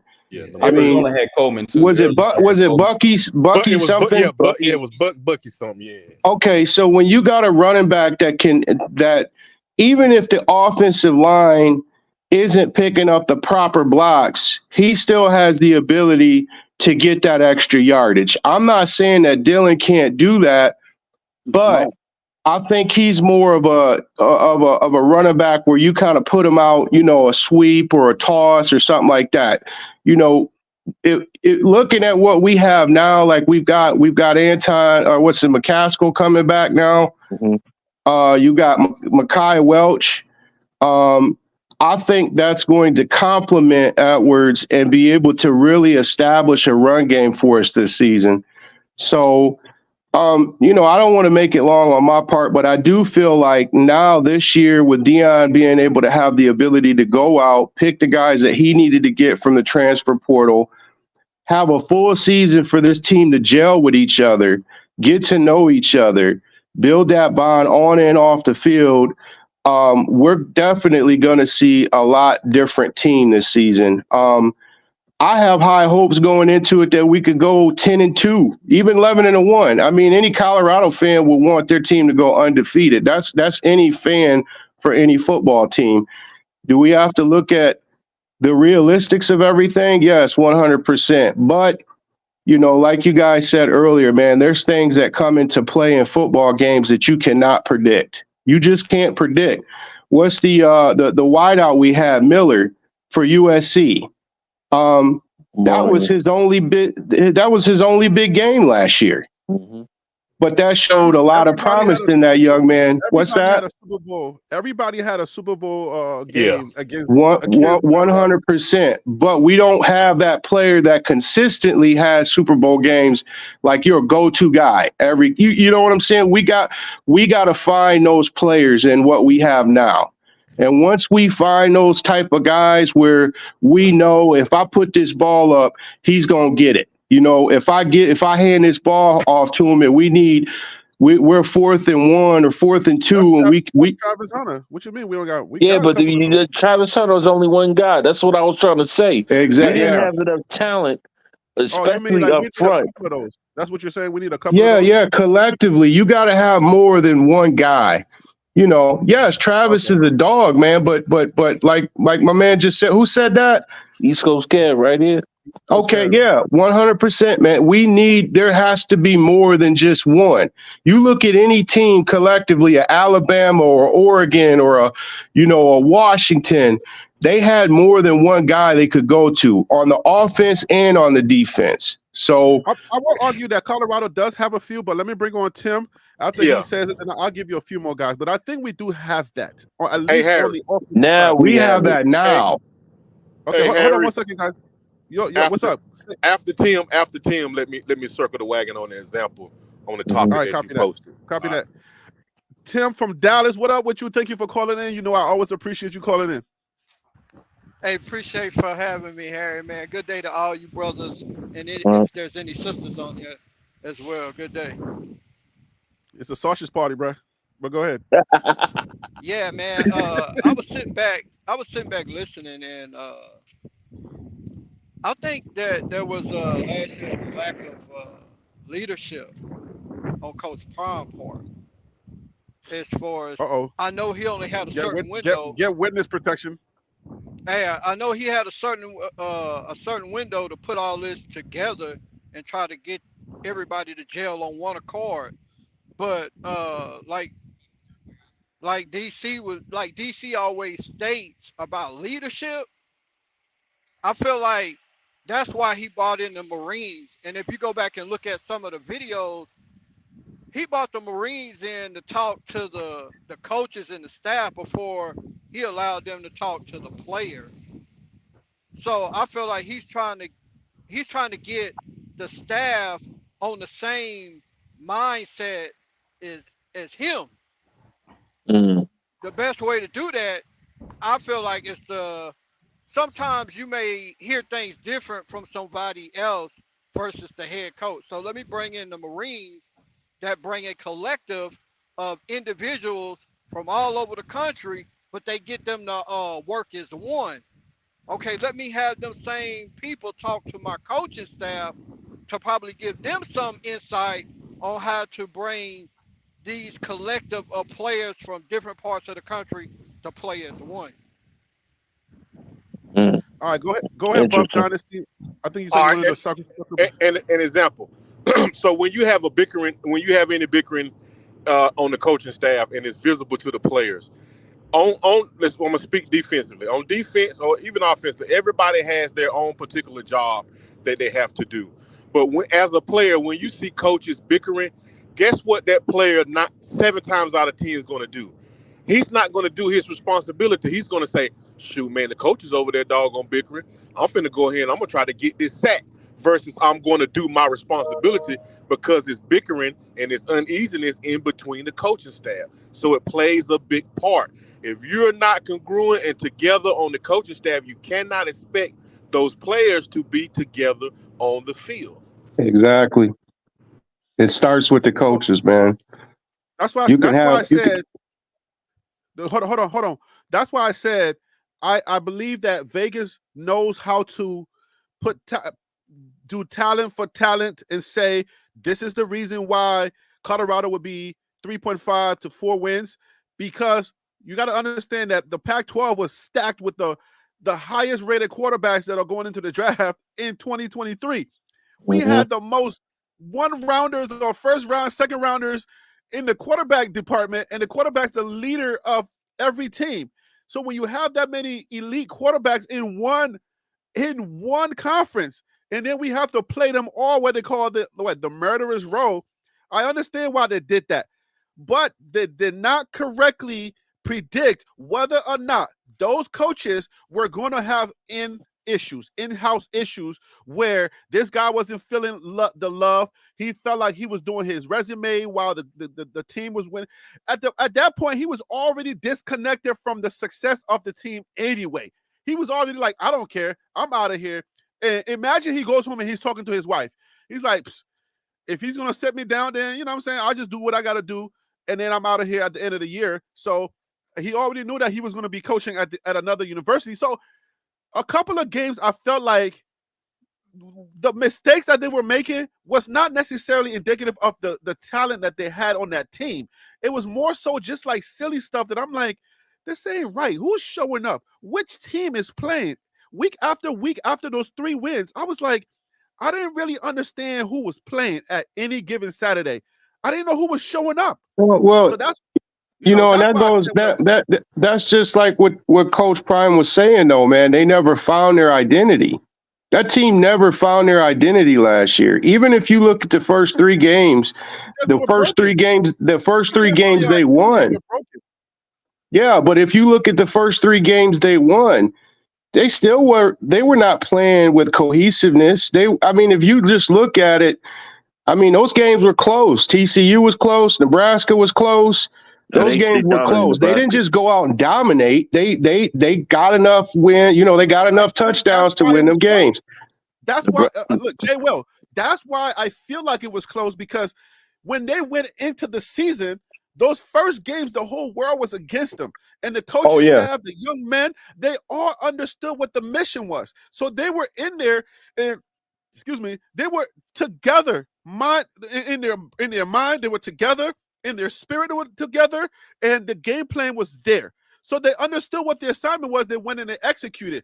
After those 3 games, and if you guys don't forget, do y'all remember when I put up that thing and I said, I said something's going on. We are winning football games, but we are not playing winning football. That was in week number 3. Yes. When I realized that was going on, I said something is up. We're winning these games, but for some reason, something is happening amongst the adults. That's when I realized it. So after those 3 games, I was like, okay, something's going on, and that's where Vegas didn't get it right. If the coaches are together, if the coaches keep it together, if they were a brotherhood, if they just loved each other, just care about each other, at the end of the day, I feel like Colorado was either going to put up 7, at least go to a bowl game, but they were going to put up 7 or 8 wins. And that's why, if you talk about the Big 12 and what Coach Prime has this year, that's why I'm like, I'm kind of giddy, because I see the talent in the Big 12, and I'm like, I don't see no Oregon, I don't see no USC, I don't see no I don't see what. But Harry B, wait a minute. Harry B, Harry, let me ask you a Harry, question. let me hold on one second. Don't do that, Harry. Don't do that, Harry. But here, let me do this. I don't know. You said you see the talent. You said you see the talent. I got the warm and fuzzies right here, Alfaro. Bro, I'm trying to tell you, bro, you about to be so incorrect, bro. But Harry, go ahead. You said you see the talent in the Pac-12, right? You didn't see it, but you see it on this team, right? The talent, the quarterback play was way like. But I'm talking about overall. You don't see the talent in the Big 12. No, I see the talent, but it's not at the caliber of the talent that I saw in the Big 12. Now the question is, did you see the talent on the team last year? Wait, I'm confused about your question. In other words, just say it seemed like you didn't see as much talent in the Big 12 now that you see. From Colorado's standpoint, or from the other teams? From Colorado's standpoint. No. It's the second question. Colorado had the talent last year, and now they improved. So Colorado had 8 and 4 talent last year, and I'm trying to articulate that. No. No, they didn't. They did not have that talent. No, they did not. Yeah, especially at the trenches. You had a couple of sprinkles here and there, Harry. Oh my God. East Coast. Harry, I have to agree with East Coast on that. There's no way they would have went 8 and 4 last year. No, they didn't. They didn't. Not getting blown off the ball like that. Yeah. Okay, I could break it down. I could break that down. They didn't have depth, and they didn't have talent. I could break it down. Hey, can I get in? I'm with you, Harry. They could have won 8. They could have won 8 games last year. Go ahead. No way. Okay, I can break it down. Data all day. Data. I got data, and I will bring one person on the show at a time so we can argue all day. They had 8 and 4 talent. Yeah, they did. They did. Not on the trenches. Not in the trenches. No. Time out. Hold up. Break it down, Al. Okay, I'm gonna break it for down. I'm gonna break it down. Okay, I'm gonna break it down. After Tim, let Tim get in, and then Okay, go ahead, after Tim. Do your thing. Go ahead, Tim. Oh no, I was just gonna say real quick. They had the talent to win, to go to. They had the talent to go to a bowl game last year. The coaching is what held them back from making it to a bowl game. But as far as talent, Thank you. say, Thank bro, you. they had the talent to go to a bowl game. Where was that talent at? Tell me. Besides Travis Hunter, besides Omari, besides Weaver, and besides Shador, offensively, where was their talent at? You got Jimmy Horn. You forgot about. Hold on, folks. Hold on one second. Hold on one second. Wait, where was that talent on the line? That's what I want to know. I can break it down so quick. Hold on one second. Hold on one second. Just one second. Hey, Ron, you had a point. Shoot it to us real quick, brother. Yeah, this is what I wanted to say. Talking about the grown-ups in the room. Our defensive line is weak, or our offensive line is weak. Let's take the offensive side of the ball. How many run pass options did anyone see, or is there a game where, oh man, they had like 5 RPOs that game and he completed 3 out of 5 or 4 out of 5? How many RPOs? I mean, it's scheming, and to me, I began to suspect the coaching. That's what I intentionally, because I believe the intellect was in that coaching room, but someone closed a blind eye and said, "Okay, the coach, he wants me to keep passing. All right, well, you want to add in or take into consideration that you're having injuries and other issues with your offensive line. So therefore, you do run pass options, you do 5-yard passes, you do screens. You have a Baltimore style offense where you dink and dunk down the field, and if someone breaks a play, they can take it to the house. That I did not see that. I did not see that the last game. So who held them back from going I'm to sorry. a bowl game? I did. And what made my point even more valid to me is that I did see some of that in the last game. Okay, so let me just say this one thing. So the question was that Mr. Stress, give me a second. I'll get you on in a second, Coach. Okay. I'll bring you on in a second. Go ahead. Okay, so the point was that Colorado did not have 8 and 4 talent. Let me break it down. So what you're telling me is I have to find 4 games that were obvious coaching mistakes that definitely tell you that they can win the game, or the game they should have won the game. Stanford, we're not even gonna argue that. We know that was a winnable game. If you tell me they didn't have the talent to beat Stanford, something is wrong. Okay. Not saying that at all. Okay. That's one. So what Utah game? Hold up. What's our record? That's 5 and what? Yeah, that's 5. We have 5 right now. We have 5 right now. We need one more. Okay. We have 5. Oh, no, hold on. We got it. Oregon State. If they don't go for it before the halftime and let them score another touchdown, they lost to Oregon State by that touchdown. You know that, right? That's right. They lost to Oregon State by that mistake by the coaches. Right. Yeah. Okay. We at what number we at? What number we at, Harry? Hey, we got 6. We in the bowl. We in the bowl. Okay, hold on. Let's keep it going. Let's keep it going. Hold up. Utah game. I thought y'all told me. I thought you said they took 2-3 touchdowns away, and they should have been touchdowns for Colorado, right? So right there in the Utah game, there were mistakes made. We was in the backup quarterback. All of that stuff. You telling me Colorado couldn't have beat Utah, that Utah team? Is that what you're telling me? I'm telling you, I'm hearing is Colorado did beat them. I'm hearing Colorado beat that team. All I'm saying is, okay, hold on.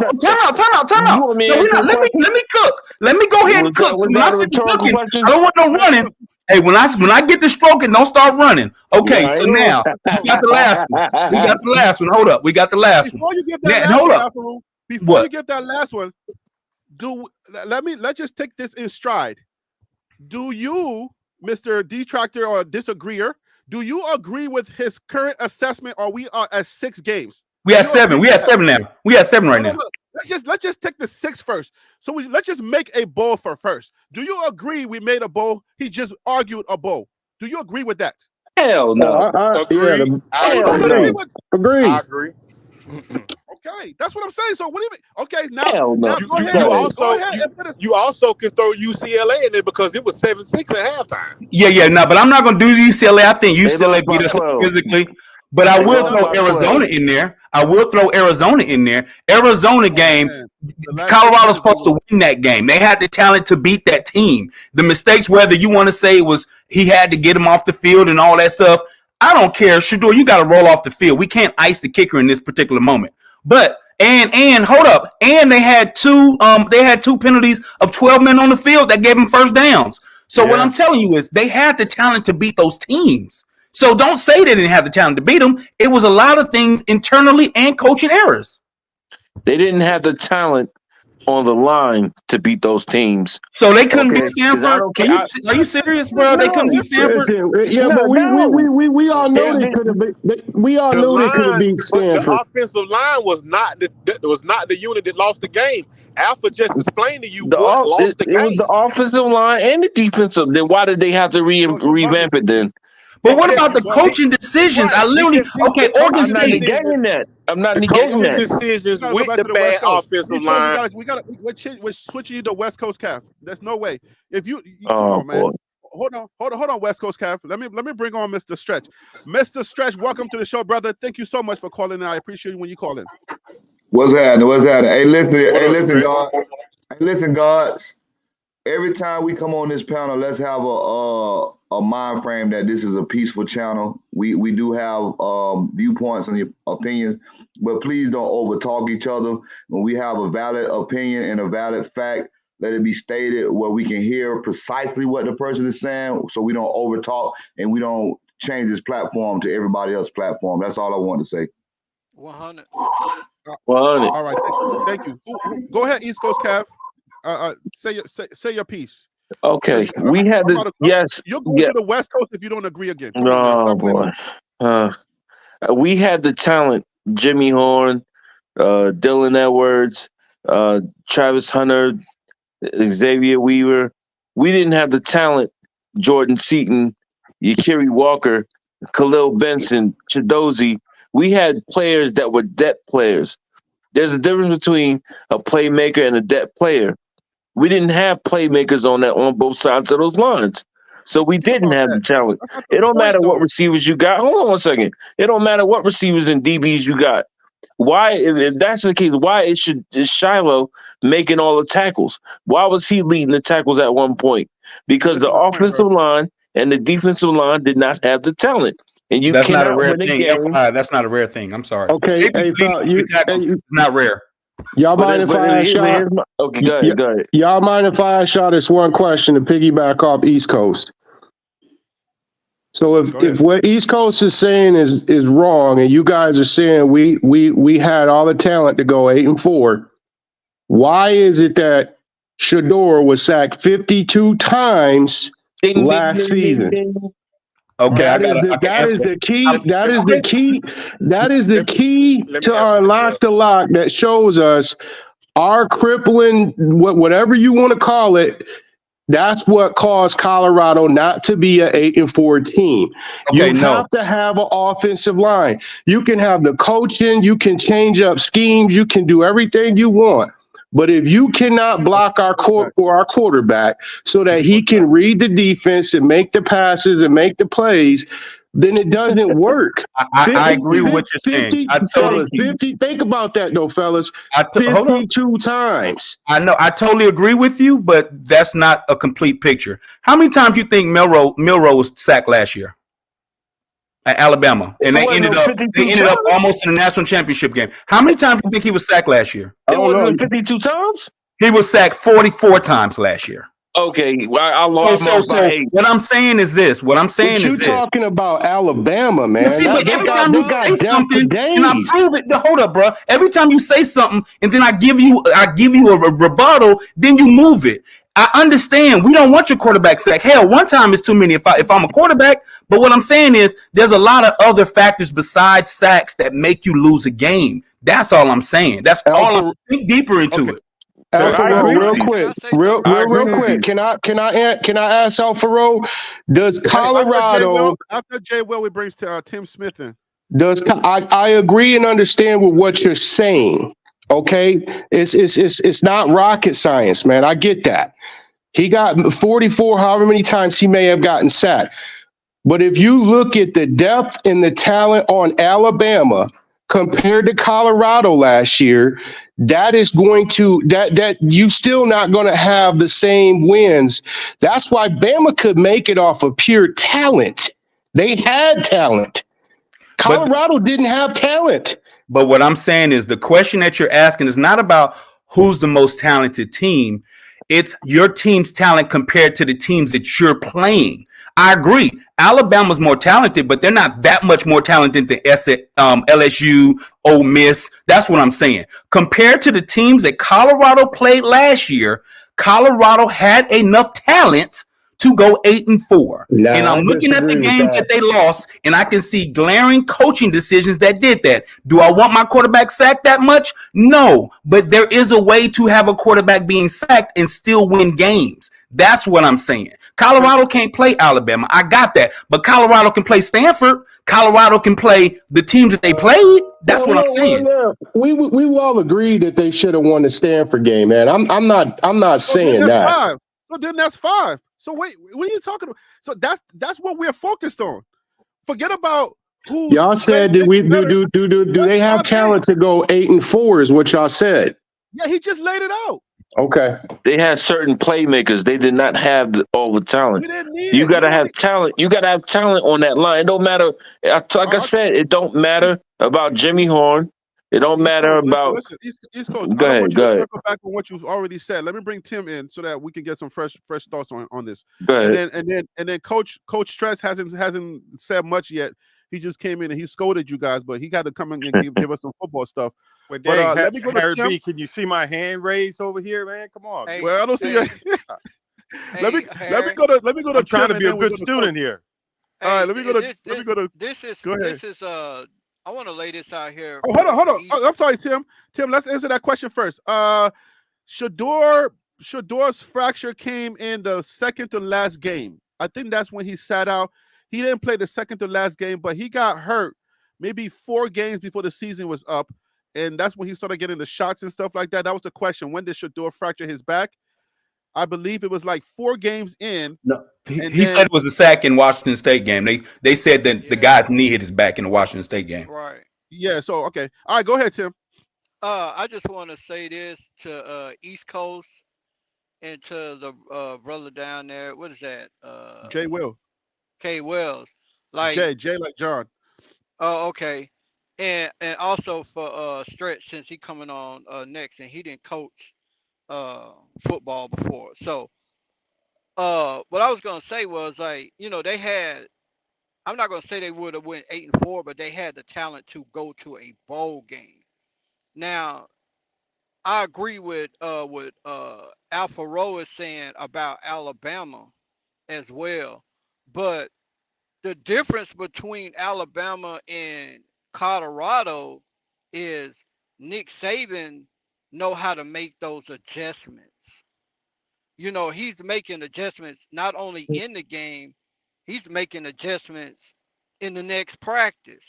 If the coaching staff at Colorado is running the same thing and not implementing anything else, then that makes it easier for the next team to read everything and shut down your playmakers. But Colorado has so many weapons this past season that they had the ability to win, I feel like, 6 games to make it to a bowl game. And if you go back and listen to some of Harry B's breakdown on some of his other videos, he tells you how long these quarterbacks have had to pass the ball. So if Shador is just sitting back there holding it for 5 seconds, and then ain't no quarterback in NCAA gonna be able to sit back there that long and have all day to throw the ball without the pocket collapsing. But I'm gonna pass that on to somebody else. In the championship game, it was 2 seconds. All right, just to let you guys know, I watched that game and I live streamed it just so I could count the seconds, because that was a big thing for us. It was 2 seconds, and he was still getting sacked. Go ahead, Coach Stretch. I'm glad Mike you Lowry. did that, my brother. Coach Mike Lowry, unmute yourself so you can give us your wisdom. Hey, Y'all Harry. can hear me? Yes, we hear you. Yes, sir. Go ahead. Who that was? DC? Go ahead, DC or Ron Tate. Whoever that was. That was Tate. I just wanted to point out the fact, and I want. I guess you can go now. Yeah, he just the internet. Somebody did some type of sorcery. It's service. It's service. Internet. Yeah. So what I want to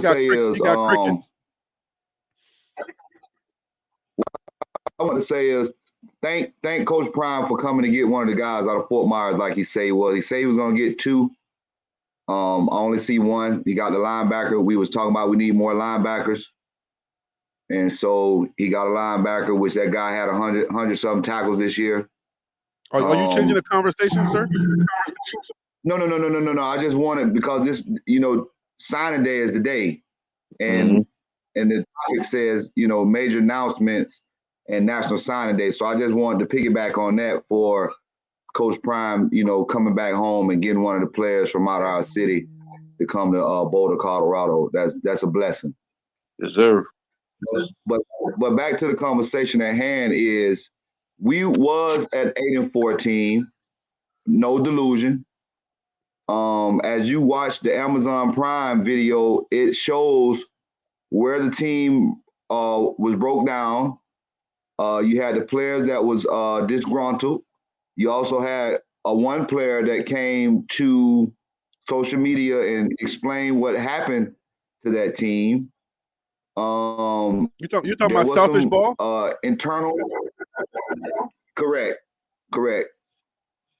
And there were some internal things going on with the coaching staff, as well as with the players. That team was sufficient enough to go to bowl game, but like you say, we were trying to get off the camaraderie issue. Right now, I'm in spring football, and with being in spring football, we are practicing early for fall. And what we're doing as a coaching staff, we're bringing kids together and doing things outside of football so they can gel together. That's just part of physics and logic. You have to create a camaraderie, a brotherhood within a game that's played the way it's played, a gladiator sport. And when you have a man next to you, you got to be able to trust this man that he's going to do his job. And the only way you can trust him is by to get to know him. So people want to say, oh, it don't matter, but it does matter. Bonding time matters. Enrichment time matters. Going outside, doing things other than football together matters. They even do it on the NFL level.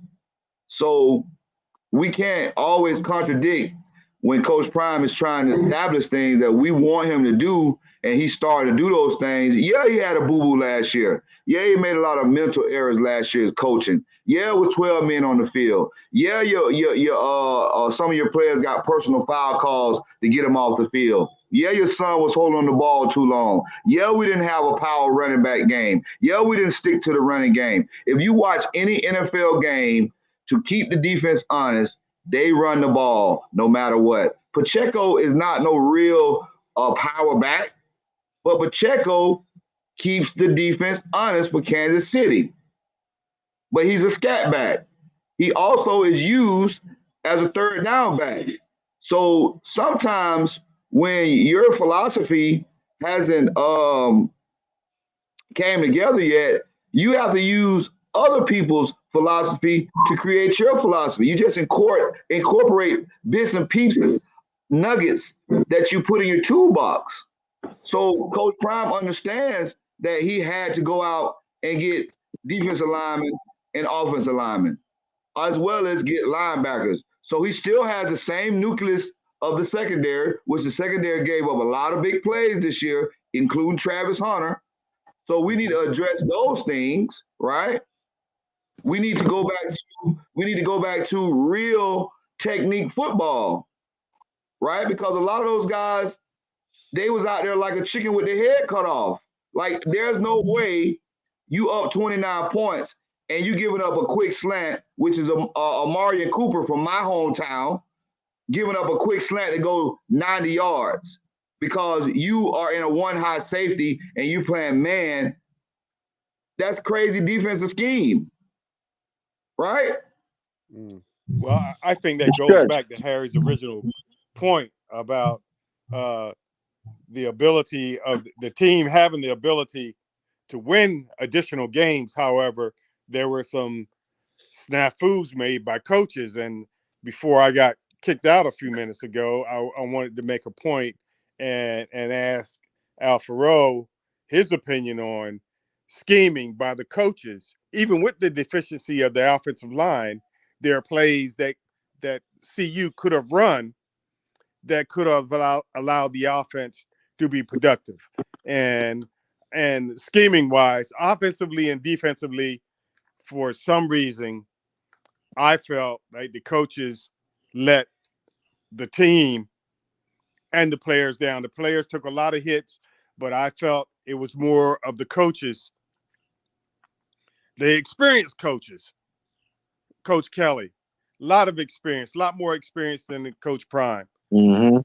The OC, a lot more experience than Coach Prime in those situations. I think they let him down, and I think I want to also run tape. I want to interject this, and that they had a chance because I've been watching the games over and over, so I can be very vigilant when I talk about what was the demise of the team.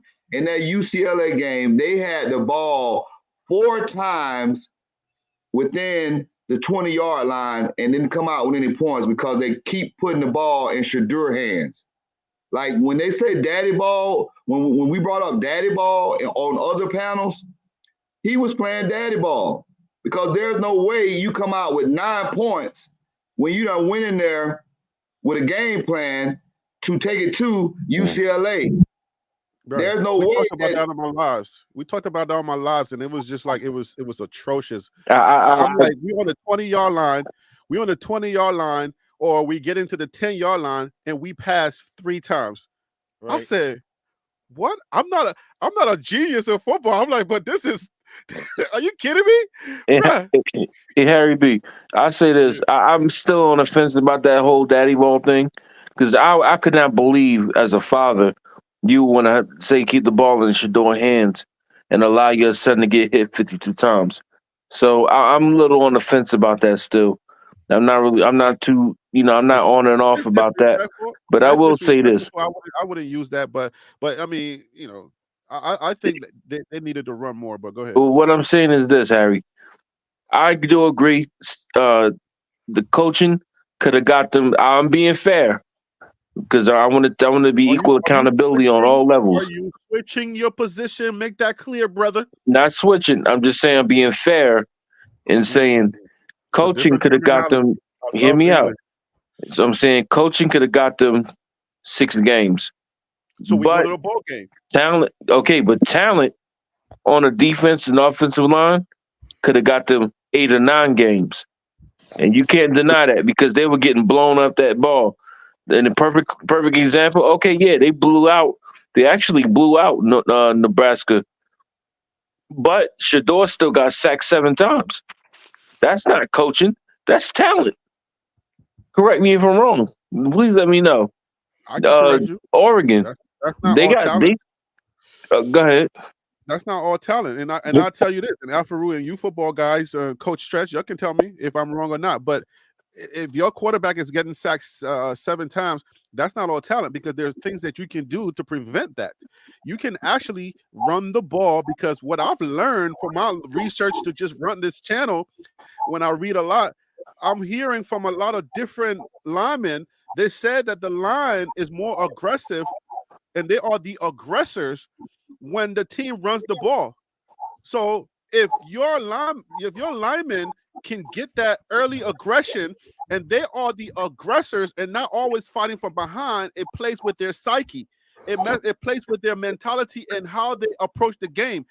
But if you're always throwing the ball and they're having to run around and those swifty linebackers or those edge rushers are coming at them fast, and they're like every single play, not just one or two. I'm talking about every single play.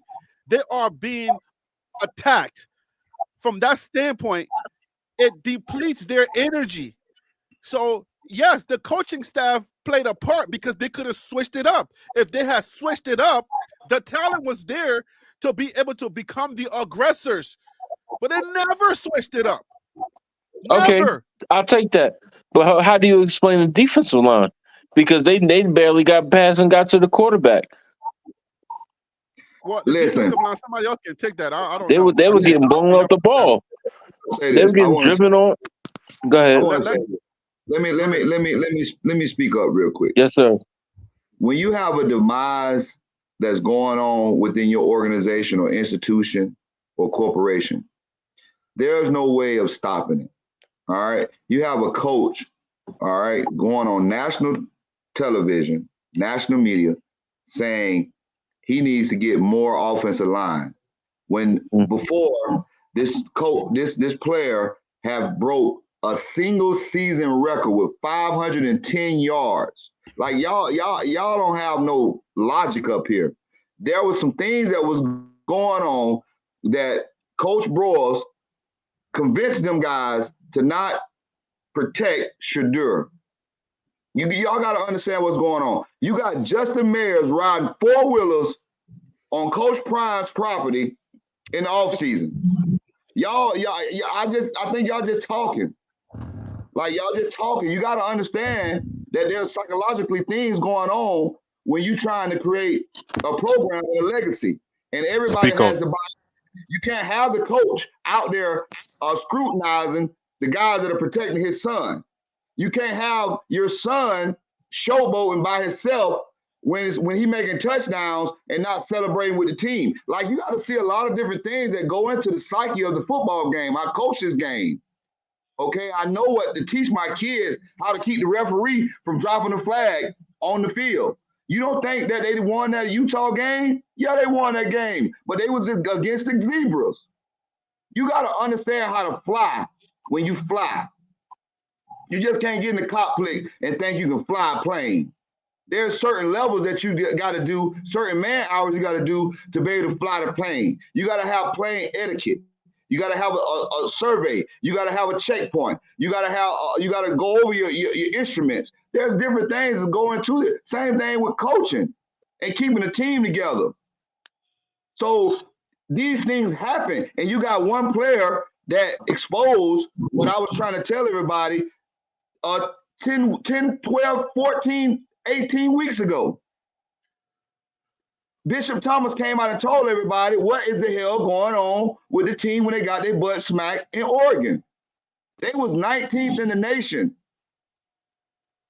So don't say it was the blocking. Some things happened to break up the nucleus of that team. And a lot of times when you're the nucleus of the team. I like that word. And sometimes when you're in the nitty gritty and you're in the mud and you don't have guys with mud boots on, what's gonna happen? You're gonna get stuck. Somebody's gonna have to pull you out. Because you come into the workforce without your equipment, without the proper things you need. You need the line to be cohesive.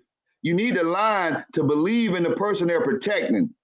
You need the defensive line to stay off the field. Okay, if you go watch some games, there are certain times when these coaches, these position coaches are running guys on the field when there's no need to be running these guys on the field.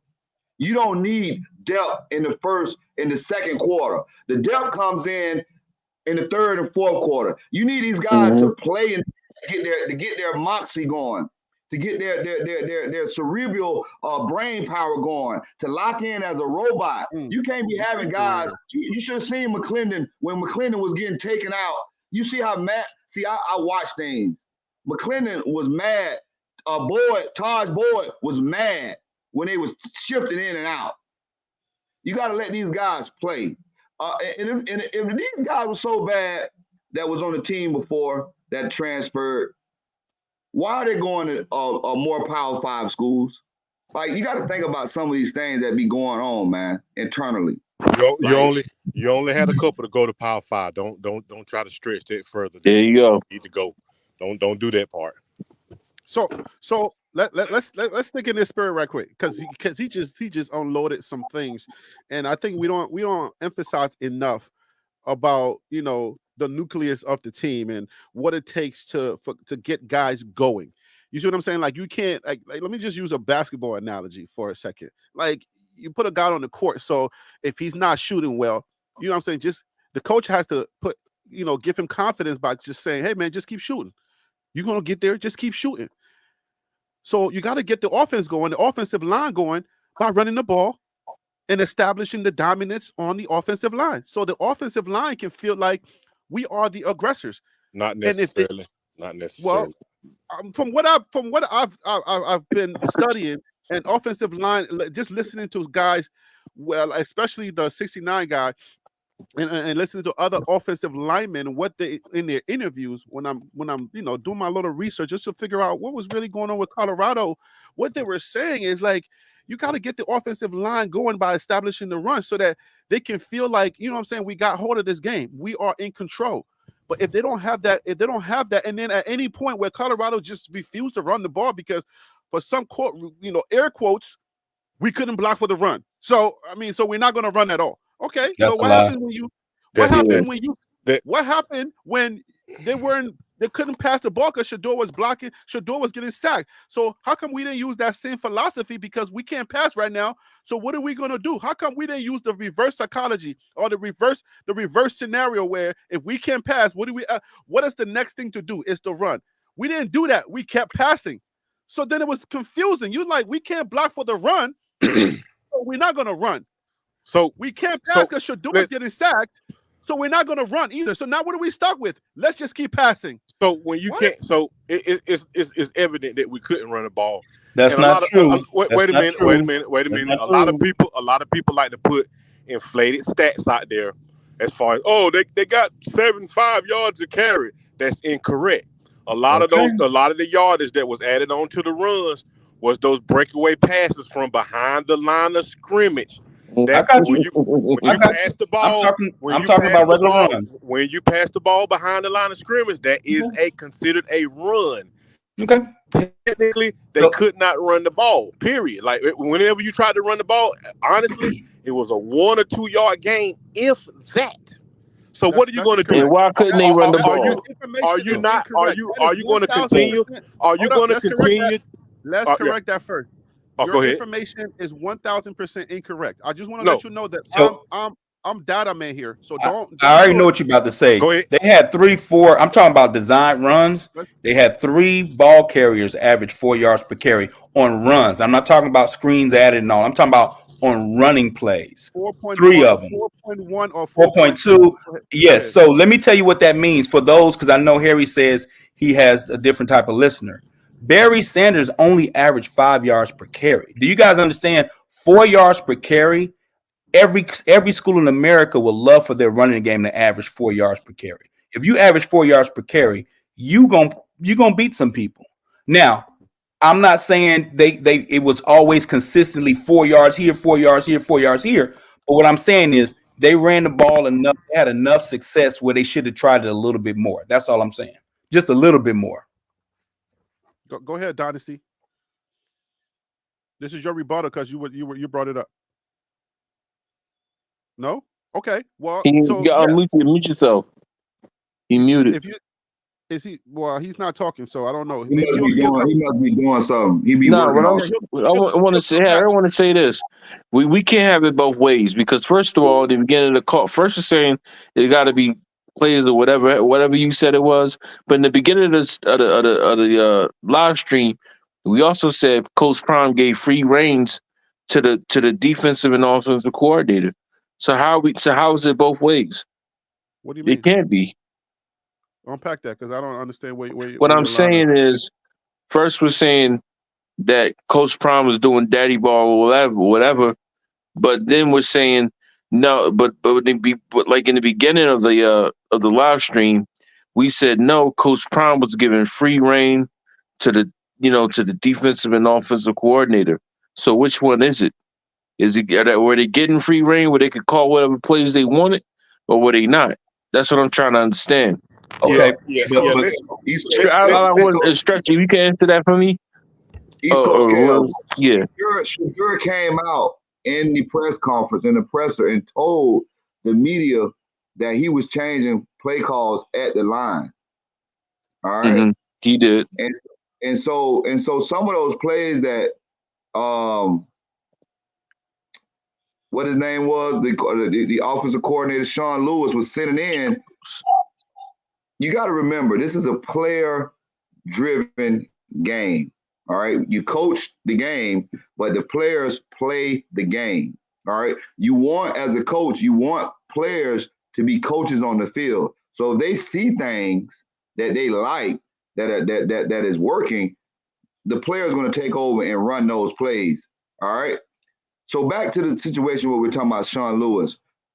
We believe, all right, some of us out there within this BWB society, we believe that there was some point shaving going on with Sean Lewis.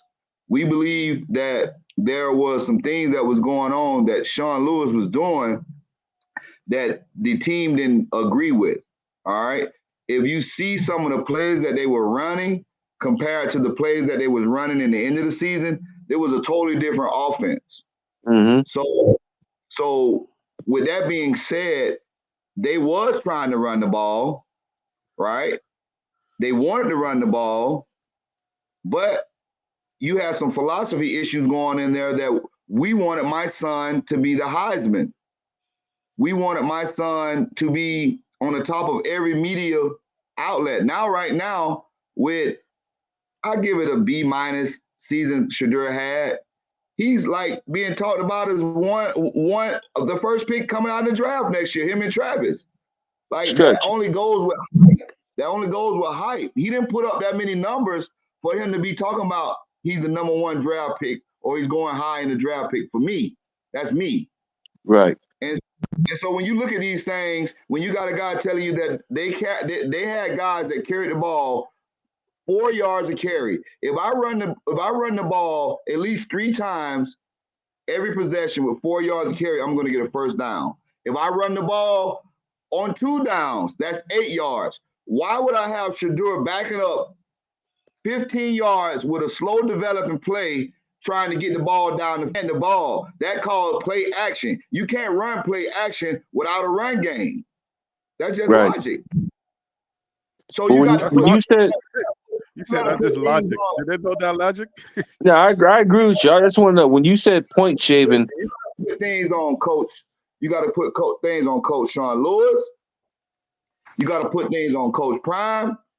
You got to put things on the special teams. Look, in the Arizona game, they supposed to won that game.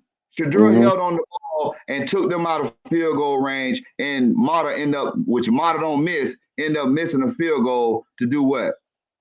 Like these things causes teams to win games when you're being selfish. Like he was trying to keep his percentages at 70% completion or higher. That's why he's been holding on the ball. Because if you look at his stats from Jackson State to CU, they're about the same. Only the sacks went up. He still had 30-something sacks and 20-something sacks at Jackson State because he liked to hold on to the ball. He's not going to take it. Let me say this I wanted to ask, real quick, Harry. I wanted to ask this because I don't understand what he meant by point shaving. What do you mean by that? Just to clear it up. We'll get back to that. But Shador had, I think we went for it either 2 or 3 times on 4th downs, and both of those times Shador never threw the ball. And this is what I understood about. This is what I learned about going for it on 4th down. This is what I learned later on. I listened to a former player or a coach say, when you go for it on 4th down, and that means that you are far enough on the field to where whether if they bat the ball down, it doesn't cost you anything. it kind of like becomes a field goal. A punt. So if they bat the ball down, it doesn't cost you anything. If they catch the ball and they tackle them, then that means that you just had a good punt.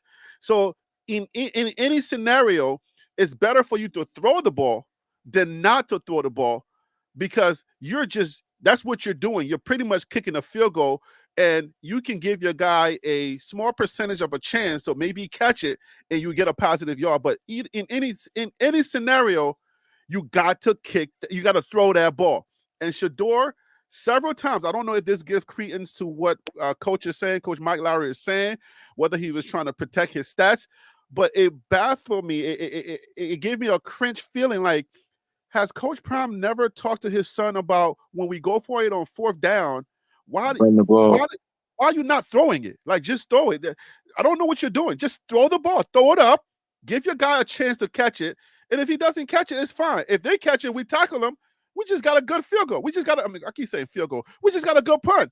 But you got to throw the ball. So maybe it gives a little bit of credence to what he's saying about him trying to stat pad and stuff like that. But that was a question mark in my head during the season. I have no idea why he never threw it.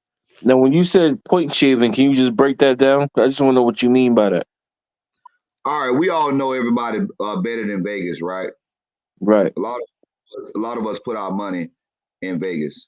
I do. All right. And if you check the point spread, like, there's no way in hell that they supposed to came back in that USC game.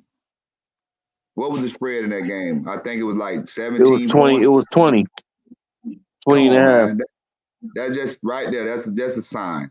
Like, I hate throwing these things out here because a lot of people don't dig deep like I do. But there's been a lot of conspiracy theories that's been unraveled and brought to the forefront, like especially with the Dallas and the Detroit game, with how the referee has been suspended and the whole staff that did that game been suspended. But the NFL knows what's going on because they got scripts out there, who's going to win and who's going to lose. Who's So, going to Coach, be would you say it sounded like some sabotage?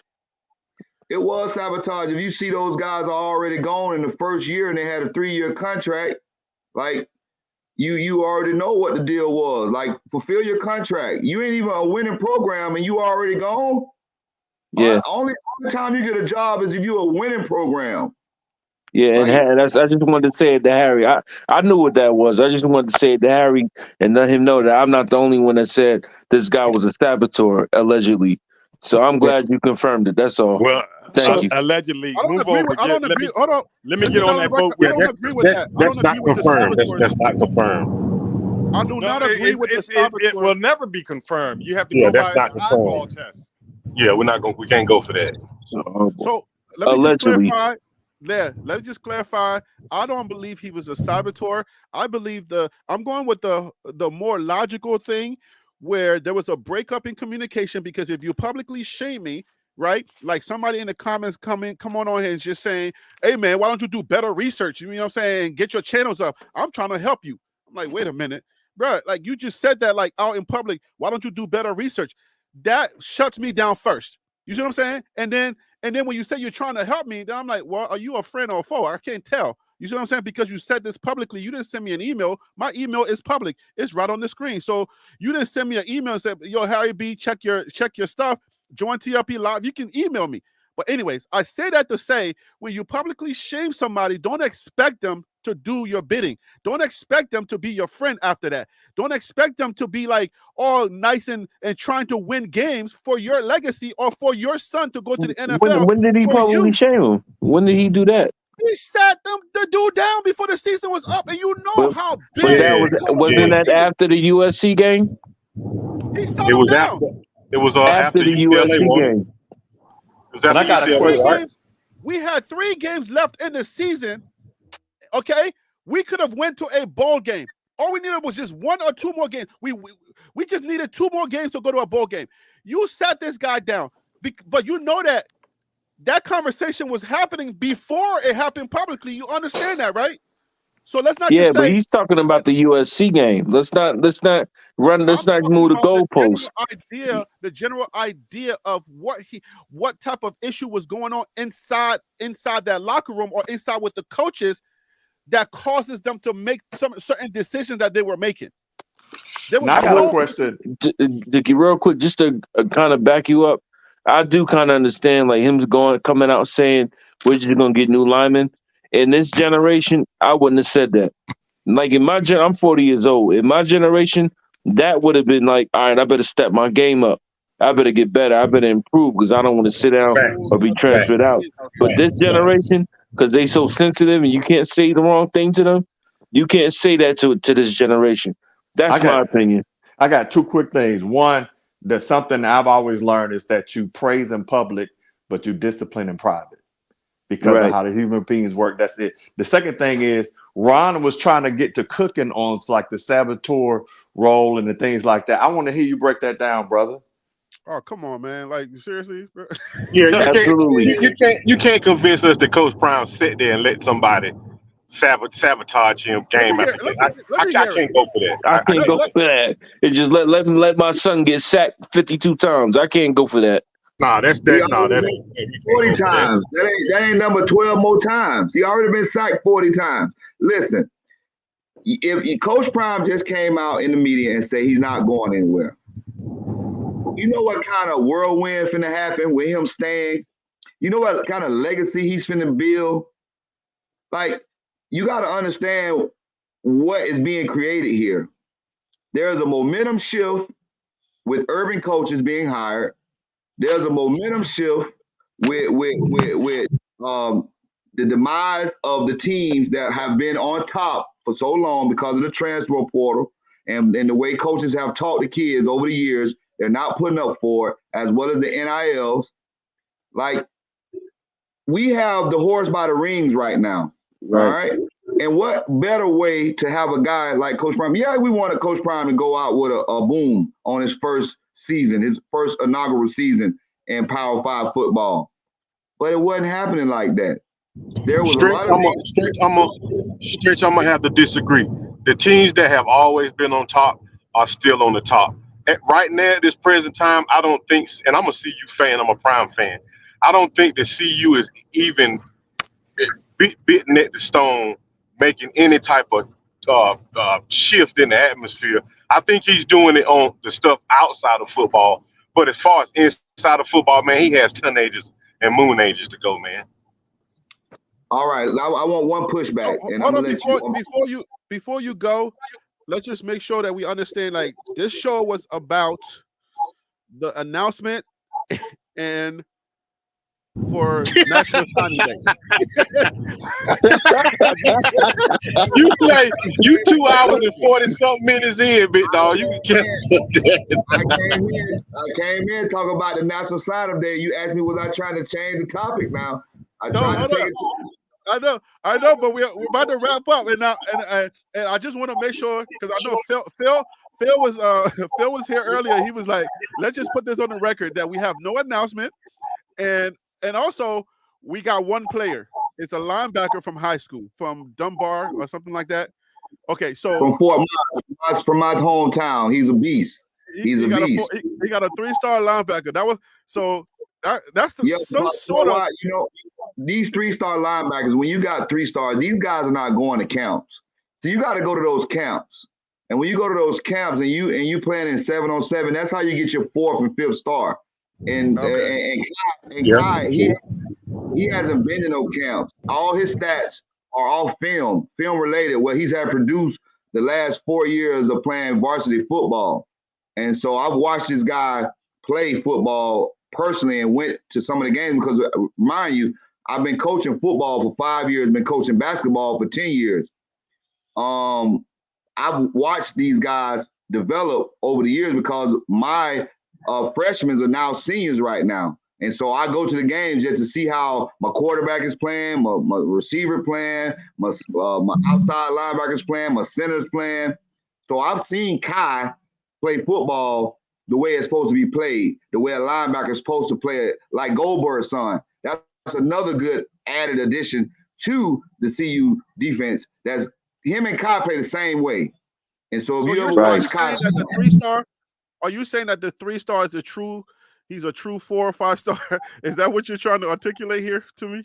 I'm dead on it. You're gonna see this guy produce at CU. I'm just telling you right now.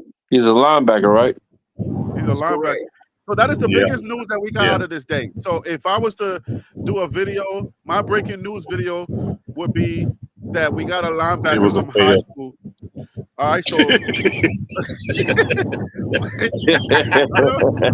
I'm being a little jovial right now, but Oh my! I think Coach Prime. I ain't gonna lie, Coach Prime is trolling us, bro. I'm gonna have to put that on the record. I'm That Coach telling you Prime what is he about to trolling us. do, man. I'm telling you, he gonna break that news I- right after the Super Bowl or during, But and it's don't gonna say. probably be. Stop saying 48 hours to maybe today, because those are the exact words. 48 hours maybe today. I stop saying that and just do what Prime did in 2023. Just go back to the old Prime. I like the old Prime. The old Prime was off the cuff. He give you what you got, what he gives you, and he would just break the internet. And he's not thinking too much. 2024 Prime is thinking way too much. Somebody is in his ear, He gonna and break the internet, Harry. Give him. Coach, Trust me, he I about to don't care break it. about him breaking the internet. He already broke us. Okay, stop breaking us, because we Hey, so we're we're your people. what I Hey, want to tell let's CU, let's I get want to tell Ron. CU, Ron got a point. yeah, but I want to tell you when I want to push back Ron, is if he's not doing what he say he's yes sir. doing, Hey, he Stretch. had Hey, Stretch. offers. Hold on, Stretch. I mean, I think Ron got a point. He want to get off. I know, but I want to tell you this: 16 million people watch that football game. Do Mm-hmm. you understand the logic of that? Right. How many highlights he had on that team? If he's not changing the scope of football, CU was up there with the likes of Georgia and Alabama. Alabama, man. That you got to see the change in the scope That's of. undeniable. Yeah, that UCLA game we talking about. That was the first time in years that they actually sold out. They said Yeah. that. Go I mean, ahead, Ron. I'm sorry. I got a video that just said I got a small little video that said Colorado was the hottest thing spinning in 2023, and we still going to be the hottest thing spinning in 2024. Go ahead, Ron. Well, I just want to back up with what the coach was talking about. The change of the demographics on the coaching field, along with the recruiting. The kid Belichick, Chip Belichick, what's his name? Belichick guy from New England. Bill Belichick? Bill Belichick is the dad, isn't it? Steve Belichick. Oh yeah, Steve. Steve Belichick never played an ounce of football in his life, I don't think. But yet he's got track and experience now to go on to be an NFL coach. Because Isn't that called legacy? Mm-hmm. No, it's called nepotism. Oh, nepotism. That's a different word. But listen, Absolutely. it's something that has been going on, for many, many years, and now the landscape is changing. And whether we can call it conspiracy or whatever, there was a concerted effort, I believe, allegedly, to keep Coach Prime from making it to a bowl game within his coaching staff and along with some officials. Right. There were some questionable calls, but those two calls Mm-hmm. against Travis Hunter on the sideline and in the end zone, wow. That's the only thing I could say. I mean, for me, that was looking for that kind of stuff, I was just shaking my hand going, yep, look at that right there. Allegedly. He allegedly made that obviously wrong call. So I'm just saying that now Coach Prime is looking at things a little differently this year. I think he's still doing his marketing thing for CU as a whole and strategically. I believe he has his defensive coordinator. I think they're finalizing some things. I believe personally that the issue is the Warren Sapp situation. I think they're trying to resolve that in every way that they can. so that as they make their DC announcement, that Sapp can come on and everybody's on board with him coming on. I Great point, believe bro. Yeah. Great point. that's one of the issues that they have to deal with when they're dealing with the DC. And you mentioned nepotism too, because that's funny because that's what they accused Prime of. Oh, he's doing nepotism, but I guess there's no problem for Belichick. Oh well.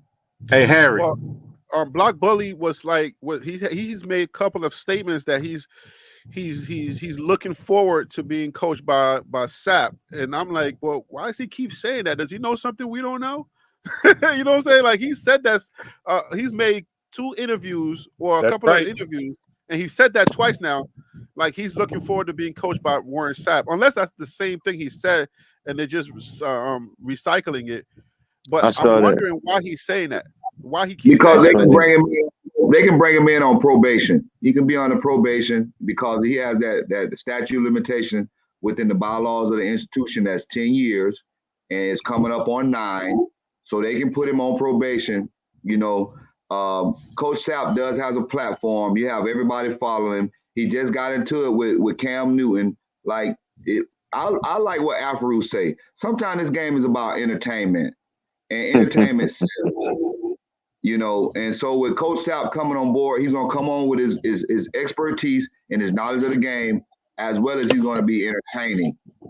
That's all I'm Well, saying. remember we talked about the effects of having him on the team, because the second, now you can answer this question, but let me know how this goes.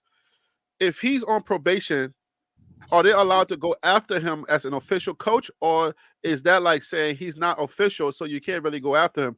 Because what we talked about last time, once he becomes official, like these guys are sleepy giants will come after him. The second they go official with Warren Sapp, every single person that's waiting to unleash their venom or their wrath on him, sir. you know what I'm saying? Everything's gonna come out. So does that mean that if he comes on like you're saying, Coach Stretch, Coach Mike Lowry, does that mean that they can't go after him because he's not official? Well, what has happened is he's going to come in the institution on a probational period if they're going to bring him, or they're going to waive the bylaws that states that he can't be in any kind of domestic situation within the last 10 years. And so what happens, he might come in because he has to coach. I don't think he's going to be an analyst, but he can be an analyst. But I don't know how it's going to work with Coach Prime, allowing him to work with the kids with the different rules and regulations they have within the NCAA. You know, because analysts can't coach on the field. He has to be a position coach. So, you know, there's different ways that we can attack this, but until it happens, we won't know. Do you think he could be like a graduate assistant? Like a grad assistant? He could be a GA. That is smart. Wow, you throw that out there. Yep, because he just got his 4-year, so he can come in as a graduate assistant. You're right. You're right. But he has to take classes, though. It's not just a word thing. You got to actually be enrolled and be taking classes as a graduate student. Well, that won't be hard. That won't be hard. You can take classes online on the computer right now as a grad student. You don't have to be on campus to do that. But Harry, I would say this. Hey, Harry. Go ahead, DC. That I get it, and sometimes I understand. I need y'all to know when I speak from my personal. There's a difference between personal opinions and desires, and what generally are people going to make probably in them situations, because they are looking at, they have the organization in mind. I don't think you can take that organization can take that PR hit. It's just too much of a risk. It doesn't mean that Coach Sapp is good. Doesn't mean that he should pay for anything he's done. Absolutely not. That's my personal opinion. But when you start sitting back looking at what the risk reward, it's that more than likely they're not going to do that, because you're right, Harry. You know how it is. Once it starts, then it becomes a whole lot of other things, all football things. And I had never played college football, but I got to believe that once your off the football stuff gets too big, it affects your on the football decisions and play. So that's why we was talking about that other stuff with the coaches, that the not so football stuff that was happening was really trying to infest the team, and that's why they responded the way they responded with less wins. Right, because I'll give you an example. that with soldiers. And when I was teaching like people to be young lieutenants, I said, y'all are gonna be proficient probably at your job. But what y'all not anticipating is you're gonna get stationed in Korea and you're gonna get your 2:00 in the morning call, come get your soldiers because they didn't went out, got drunk and fought and all the little off the feet, they call it garrison, but all the off the clock stuff that affects you. So that's what folks got to look at that. On one sense, hey, we like to shine, we like all that stuff. But again, if it's not managed, and you can't always manage that stuff. Sometimes it gets ahead of you. It's going to impact what you do. And I know we like to say, well, that's Coach Prime. No, nobody's immune to that. Coach Saban put it like this. They had on the news here in Bama, they had a player that was arrested for giving folks STDs. Now imagine what was going on behind the scenes. So again, that dude was a great player. Run that back. What you just say? Yes, it was they had a player that was dismissed from the team because he was giving people STDs. I heard about that. Which team? Bama. It was on the news. Yes. Yeah. So all those things, like we like to sit back and say, I love Coach Sanders and all that. I totally get it. And I'm all for that. I mean, you're never gonna hear me say I don't like him because I do. I just think that we have such a love for him that it creates a confirmation bias where then it creates a thing where we don't see hey, this does generally have a negative impact. Now, I'm not saying the team won't be good, but again, when you bring him in, then it's going to create a PR circus. And just like Ron was saying, he's already having to fight so much as it is. Is this the place to do the rehab? I would have to say no. Harry, can I interject for a second? One second. That's too much distractions. And I feel like, what I'm saying, like they dealt with a lot of distractions within the coaching circle, and that caused them a lot of games. That caused them too many games, at least 2 games. I think they need to minimize distractions this year. Whatever you gotta do to minimize the distractions, you gotta do that so you can focus on football. And if this Coach Sapp thing comes in, and people gonna be asking questions. And you can't blame the media for trying to get people to read their magazines and to watch their stuff. That's what that's what we do. So I'm not taking no moral grounds to take a hit on my paycheck. You see what I'm saying? So if I'm media, I'm going for that. You know what I'm saying? So we got to keep that in mind that's what the media is there for, is to get the audience to respond in a way. So if this Warren Sapp things becomes a real reality, that's red meat. They're gonna smell blood and they're gonna go after him rigorously. And go ahead, Kev. I got you, Harry. But that goes back to my point. What I said a few weeks ago, I wasn't being, insensitive about abuse or anything. It is wrong across the board. All I was saying was, endure it because it's gonna happen. They're gonna march. They're gonna protest. But eventually it dies down. Go ahead, hire him, and it's going to be backlash anyway. Think about it. It was backlash when Prime said he was leaving Jackson State and coming over to Colorado. There was backlash for that. I ain't gonna be that. I get it. I get it. It's gonna be worse. I get it. I know. I get it. I get that. But it's the same thing that happened with Michael Vick. He had backlash for all that time, and eventually it died down. He still was able to play football. This guy went to prison. Warren Sapp didn't. You not understand it. Let me tell you why it's going to be selfish. You got a lot of 1-year players that are committing to your program.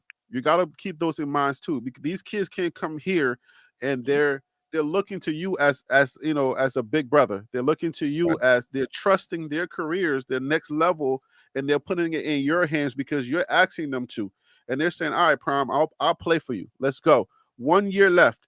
You can't be selfish and look for yourself and say, oh, let me mar my university. Let me throw you into the trenches of this media circus that's going to develop into this Warren Sapp thing. And we're going to get distracted and we're not going to maximize your final year. That'll be selfish. And I don't think it should happen, but we got how come somebody that went to prison still get a job in the NFL and be an NFL reporter on NFL Network? How does Yeah, that work? that's a different That's not. that's a It's not different different strategy. because It's a It's a it's different different not just strategy. situation different. because you're talking about Coach Prom's second year. Coach Right. Prom's Yeah. second year is important on several levels. Coach Prom has And to we're start. talking about a university where kids are One second. located. 1 second. His second year, he has to start putting W's on the board in order for recruiting to go up. We need recruiting to tick up. You see what I'm saying? And from a standpoint where I believe it was Coach Mike Lowry that was saying that the kids, he heard a conversation that's saying that the kids really wanted to play, but the money wasn't there. How do you get the money? To get the money, you got to get the wins. The W's are going to bring Gotta more get the money wins. because the more money, the more wins you put up is going to create that crazy buzz that we had in the beginning again, and more. The BWBs are going to go up a lot because a lot of people are going to want to be part of this, whatever is going on again. And then the money's going to come. More investors So are that's going to not show going to up. happen with Warren Sapp. No. What I'm Absolutely saying not. is that the distractions are going to I don't be agree with that. mar the program. The distractions are going to be too heavy. Temporarily. Let me. But Let we me. got You're not we looking got at the long term. You You got to look at the long term, though, Harry. The Can season but we is I? got to only keep 12 in mind. games. We got to keep in mind what happened with Coach. Let- Coach Hap had an incident with his formerly significant other, and he had a problem with a lady that was an entertainer. So you 9 years ago. This was Thank you. 9 years ago. They are Only 12 making it. games a season. You They can deal with that stuff. It's only 12 games. If let's just say you do it 6 games, you're dealing with it for 6 games. That's too. You can't risk the season and say we're gonna deal The with it and it's season gonna not die here down. yet, Harry. By the time it dies, the season's not here yet. But listen, spring game is what April 27th. Yeah. Listen. Yeah. My point. Hey, My hey, point about the situation is this. It happened a long time ago. Warren Sapp was raked over the coals for it. They talked about him being in the Hall of Fame, not being in the Hall of Fame, whether he should be in the Hall of Fame. They looked at this at nausea. And now they are regurgitating this thing because of the situation surrounding Coach Prime. There was no Warren Me Too Sapp movement is at not the the time. only Warren Sapp is not the only individual that has had a domestic violence issue in the past. He is not. yeah, but he's going to be an African American going to a predominantly white university with past. That's totally different. Totally as different. well, right? As That well is, as you're you're talking. 100% correct. You're 100% correct. It is different being an African American Yeah. in You know what I'm saying? the situation that Coach Prime has that university in at this time, Right. and people are running into walls, bumping their heads, trying to figure out how to derail what he's putting together. Right And there. Absolutely.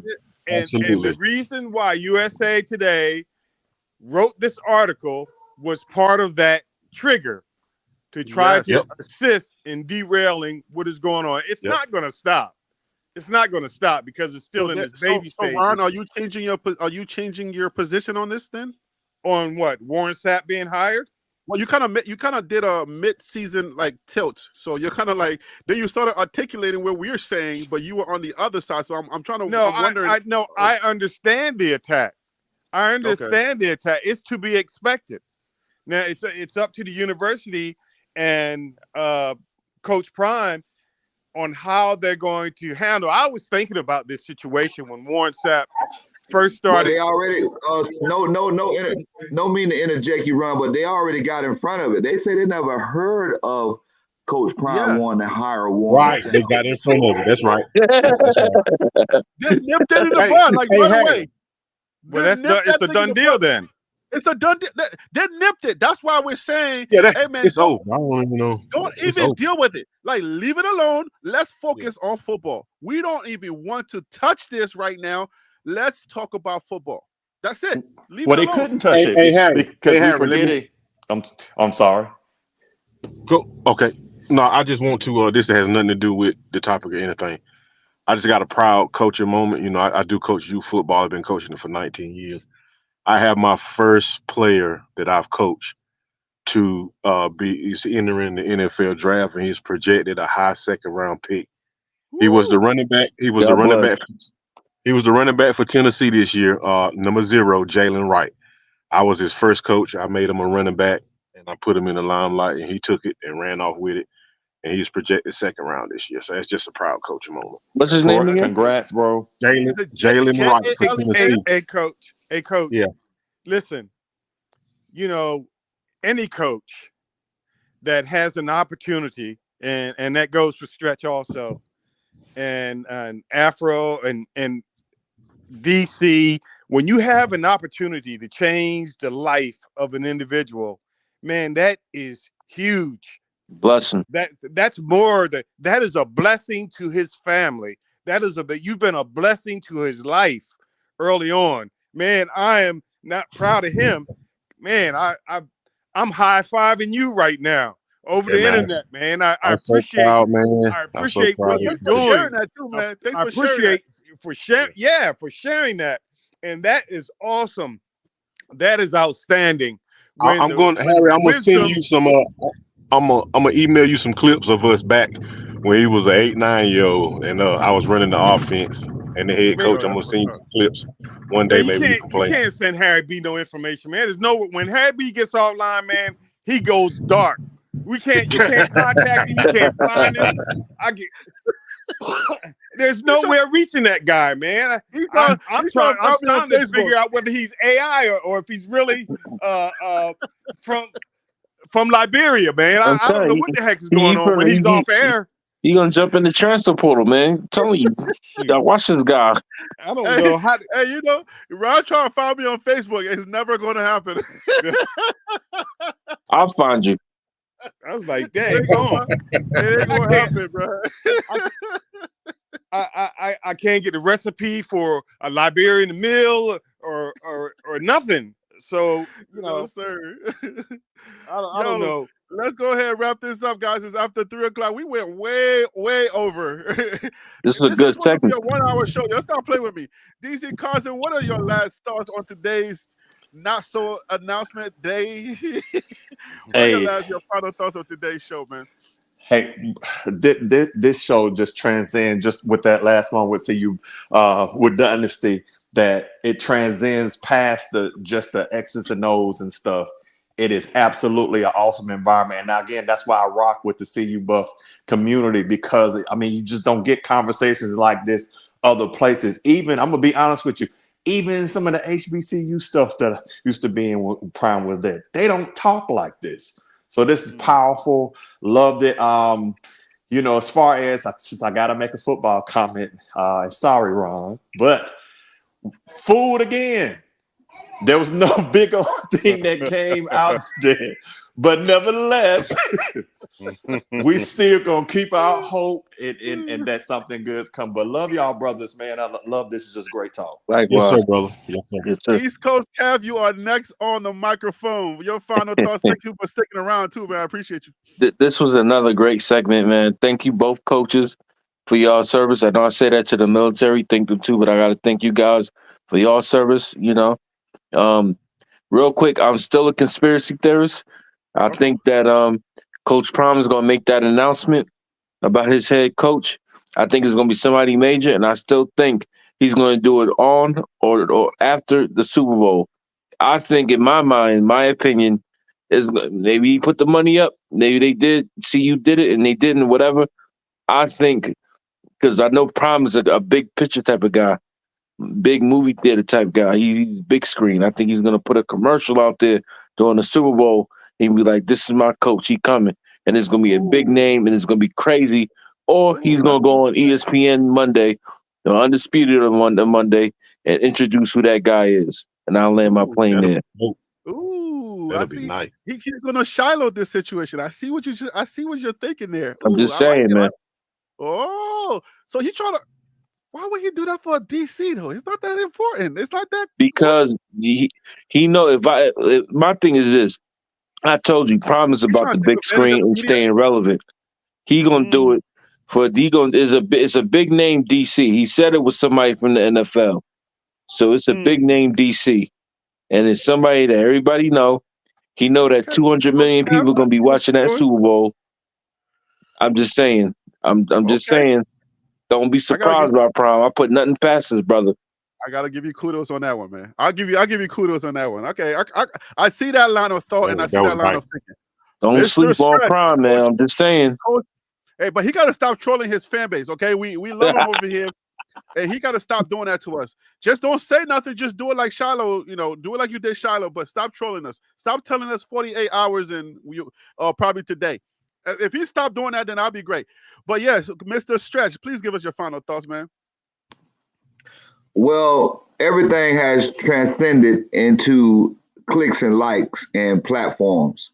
So we cannot get mad at the person for changing the game in 1984 or 85, whenever 86, 88, whenever he came out of school. We can't get mad at that guy for being ahead of the curve. What we can do, we can learn from him. And with that being said, the announcement for today was that he's bringing a hometown guy into his program. So that would mean he has like 3 to 4 guys from his hometown, Fort Myers, Florida, which that is a great announcement for the city of Fort Myers as well as the county. Yeah, we're here like kids on Christmas, on New Year's, waiting to open up our presents. Who's going to be the DC? We've been speculating, but you got to remember, he's keeping us worthy of having a conversation because we have the algorithm still going up and down on YouTube because we are, he's given us resources. When you have a platform and you're able to talk about Coach Prime continuously, that's a monetary value. And so with that being said, we should have a problem with him throwing out a hypothetical every now and then, or what if, or a stamp date, because that's giving us time to talk and congregate and socialize. So we got to exclude that. Coach Prime, keep doing what you're doing. Yeah, you're gonna have some naysayers. Yeah, I am one of your naysayers. I'm very critical of you, Coach Prime. But Right. you're doing what you say you is. I want that other player that you say you was gonna get from Fort Myers. You say you was gonna get 2. You only got 1. So I'm looking for the other player. I don't know if you're going to get a transfer because you got Jake Chaney, which is a great linebacker at Wisconsin, and his dad is the player personnel, the director of player personnel for Colorado, which is Mr.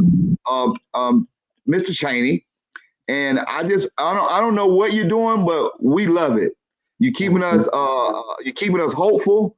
You got us. You got our faith getting stronger. We're being activists against domestic violence. We're talking to a guy that has been born from Liberia. Who would ever thought that? We're talking to guys. We're talking to guys that are from East Coast. We're talking to guys from West Coast. We're talking to guys from Midwest. We got coaches that's making momentum, impactful moments in children's life, like CU Buff that has a second round projected running back coming out. So, Coach Prime, keep doing what you're doing. We love you out here. Yeah, we're going to be critical of you. We don't want no more daddy ball. You know, trenches.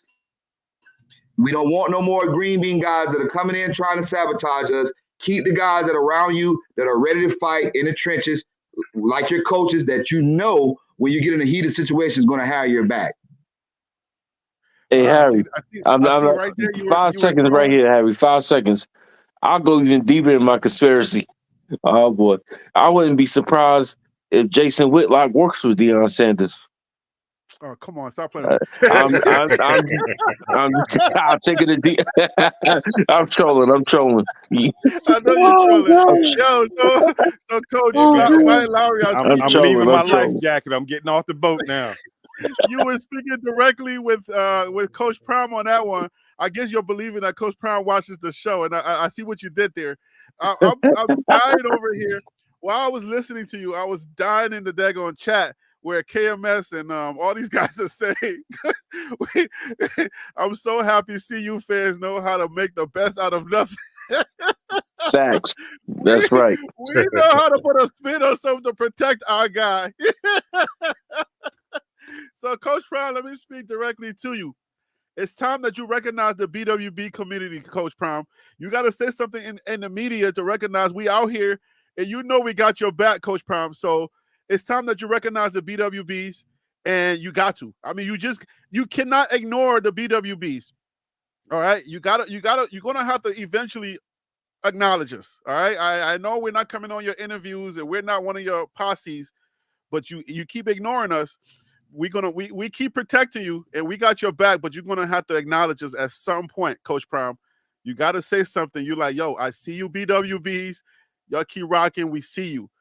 Let us know here at TLP Sports. Maybe give me a few more subscribers if you say something about us. But anyways, you know what I'm saying? I'm just throwing that out there, Coach Prime. All right, so CU Buff Dynasty, your final thoughts on today's show, brother. Pertaining to the 12 o'clock showdown, I feel like a dude that went on a date and went to the high class restaurant and bought everything and had flowers, and at the end of the night, it didn't get a happy ending.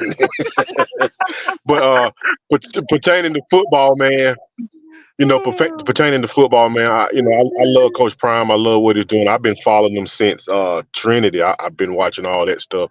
I really want Coach Prime to win. I really want him to get a national championship so that us as a people, as black coaches, we can have us a national championship in the Power 5. I don't know the history if we ever had one before. I don't know. I'm not sure of that, but I want him to get one for us. Does it have to be Coach Prime for you? Huh? What if there's no? It's the. It does not have to be Coach. Okay, so it does not have to be. It does not have to be Coach Prime, but I want it to be Coach Prime because I feel like he is the only black coach that bees himself. He's raw and uncut. He doesn't try to fit us. Yeah, he doesn't try to fit a certain standard or a certain protocol. You know what I'm saying? But hey, I love the show, Harry. I love the way the guys can get their points off. Sometimes we get a little itchy, but for the most part, everything is in order. I love the show, man. I'll be waiting for you to come on. Like, I think I checked in and sent my email about 11:40 something today, just ready to go. I appreciate it, man. I appreciate everybody on the panel. Another thing, CU Buzz, not to cut you off. You see the way Harry B wear his hat? You see the way Harry B wear his hat? Yeah. Coach Prime used to wear his hat like that in baseball. I'm gonna tell you something about believing in Coach Prime. Tony Dungy won the Super Bowl, but I didn't celebrate with Tony Dungy. And my homeboy from college that I played with in California was on that team. And I was down there in Miami during the Super Bowl when they played my team, the Chicago Bears. I didn't celebrate Tony Dungy, but guess who I'm celebrating if they win a championship with CU Buff? Right. I'm going to be celebrating Coach Prime because Coach Prime embodies us. Yes, sir. Yes, sir. Yes, sir. I second that. Coach Prime's black is a little different it's a little different black. So yes, I definitely like yes, Coach sir. Prime's black because it's not just about the color for him; it's also about the culture. But Ron Tate, it's your turn, brother. Well, to put a cherry on the top of what Mr. Stretz just said was when Coach Prime introduced now laters to the Colorado faithful, that gave me an opportunity for the culture check mark right there to introduce now laters, and then he told them, say someone black in here introduce it or explain it to the white folks in here. Wait, is now later a black thing? I wasn't aware of that. Yeah, growing up, it was a cheap piece of candy. It was hard candy that came like 7 in a pack. Wait, now letters are not hard; they're soft. Unless no, my teeth are just strong. Listen, Harry B. I chew bone, okay? So maybe when I chew now letters, maybe it's soft to me. Harry B. Listen, back in the 70s, and late 60s, now letters were hard. Oh, but they're soft now, right? At least they're soft. They lasted a long time. I don't know. I don't know if they're soft now. I don't eat them now, but I used to when I was growing up. And I just want to reiterate some of the comments that everyone else had made prior. I love this. I hate that when I send my email in that Harry B. I sit there behind the curtain while you bring other people on. I don't know if you want me to be the cleanup guy or what. I just I like to get in, or maybe it is you remember me from being the guy that told you, hey Harry B. calm down, Harry, in the beginning. And I also can I clear that up? I always want to remind you of the banner that's going to be put up in the CU locker room near the DBs, the no-fly zone. It's coming. Let me clear this up, okay? The emails are sent, and then the panel starts popping up. So as soon as you pop up, I click on it. So if you're late on, like coming on, that's not my fault. Okay, I sent out the email, and then you had no panel members when I sent my email to you. None. There were no panel members when I came on. That's neither here nor there. As long as I get on, I enjoy it. That doesn't mean that you were the first to send the email, because I think I do it in that order. It's like I just go down. I go down the list because some guys already have the email, and then as soon as I come on, they're in their box. They're like, "Yo, Harry B, let's go. I'm ready." So I just want to make sure you understand that. But I want to also interject on that real quick so he'll understand what's going on. Harry B understands that when he's in his monologue or his dissertation, it's hard for him to pick up the phone when he's trying to be an anchor. So you got to get his attention by putting, "Hey Harry, I'm here," in the chat. And you gotta. So once you send the email, let him know you're in the chat. So he's going to, you understand, because he got the email on his phone. Right. So he's not going to pick his phone up. He's not going to pick his phone up if he's going into a dialogue with the people that are watching. So I got his back, because he done me like that too. But I got to remind myself. I got to remind myself that I got to get his attention through the chat. Okay. Correct. No excuse. No excuse. Okay. Coach Mike is he's an intelligent man. I didn't even know that you picked that up. That's pretty intelligent. I appreciate you actually saying that. I couldn't articulate that like you did. And you picked that up. That's pretty, man. You are an intelligent man. Jay Will, you got the microphone. Hey, yeah, fellas. Hey, I just want to say the panel's been great, man. I enjoy watching Harry's channel.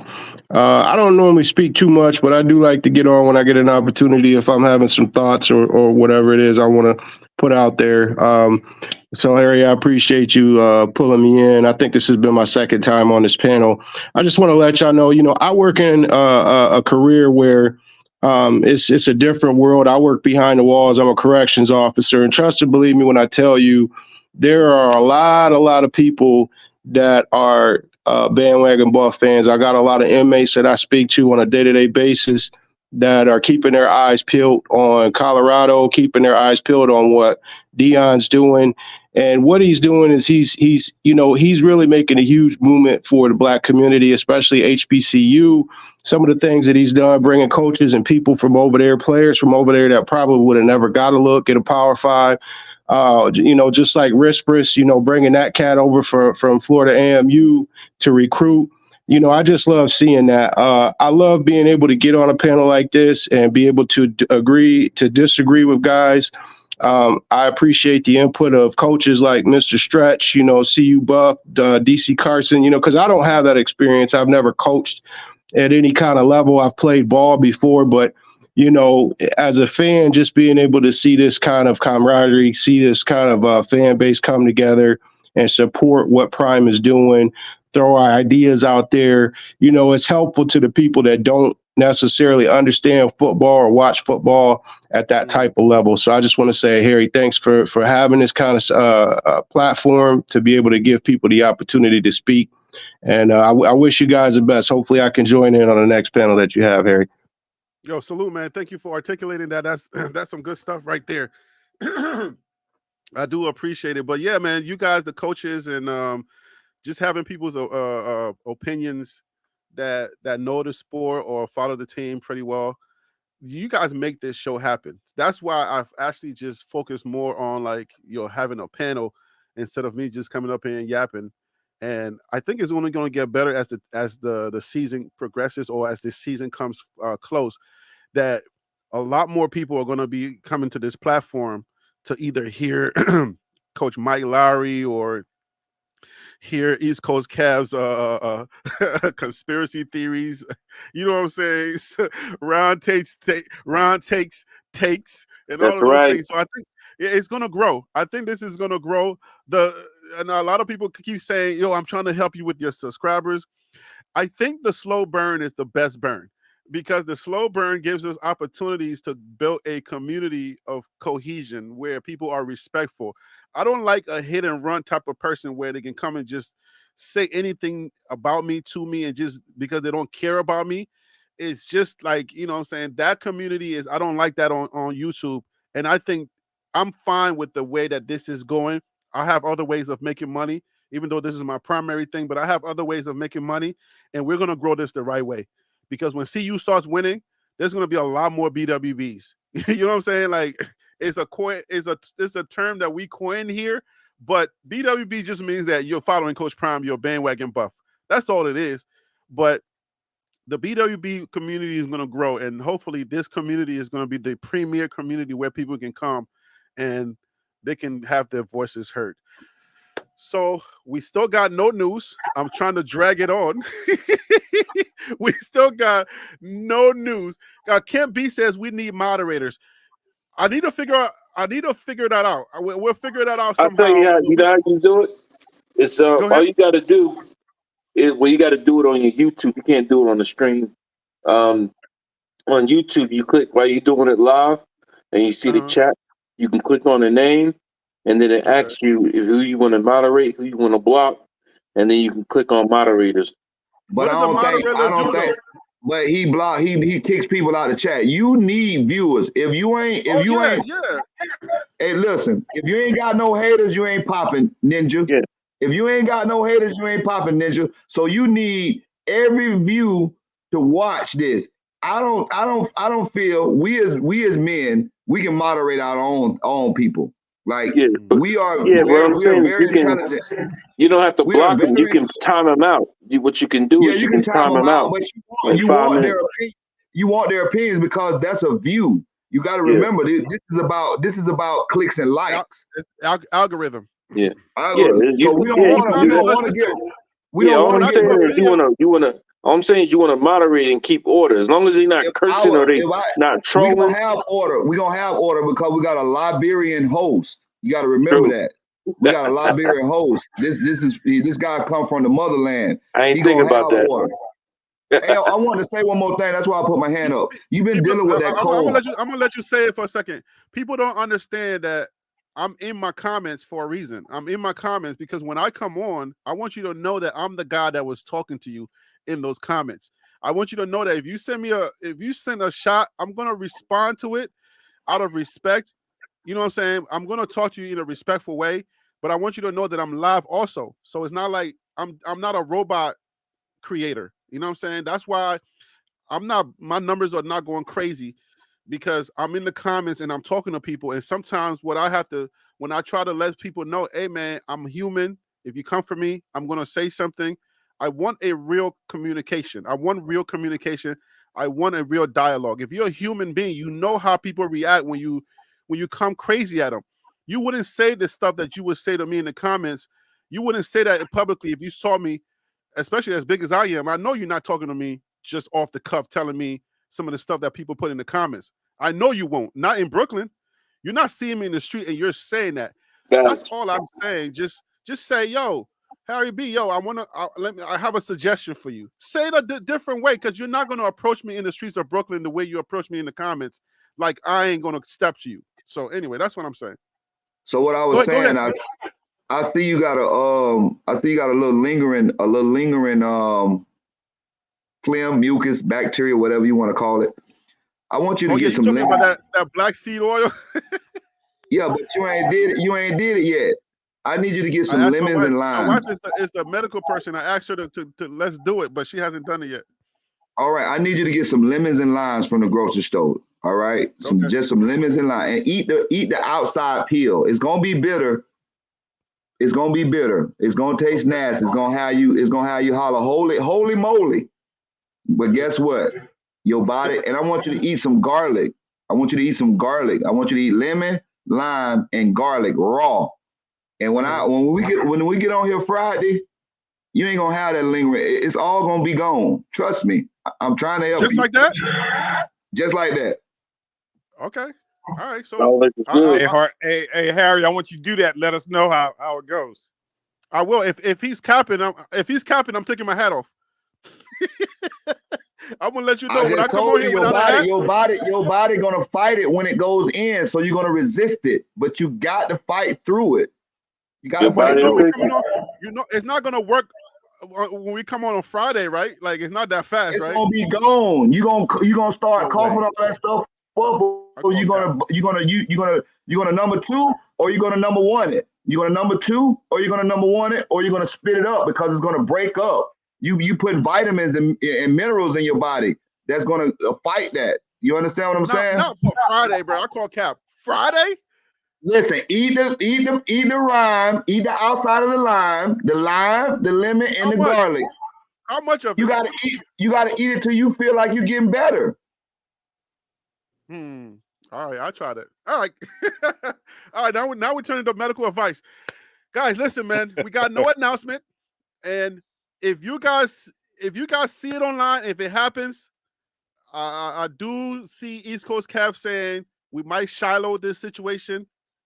I see that, and now it has me thinking because I did have a pushback on that, but now it's got me thinking. Is Coach Prime trying to take advantage of this moment and capitalize on it?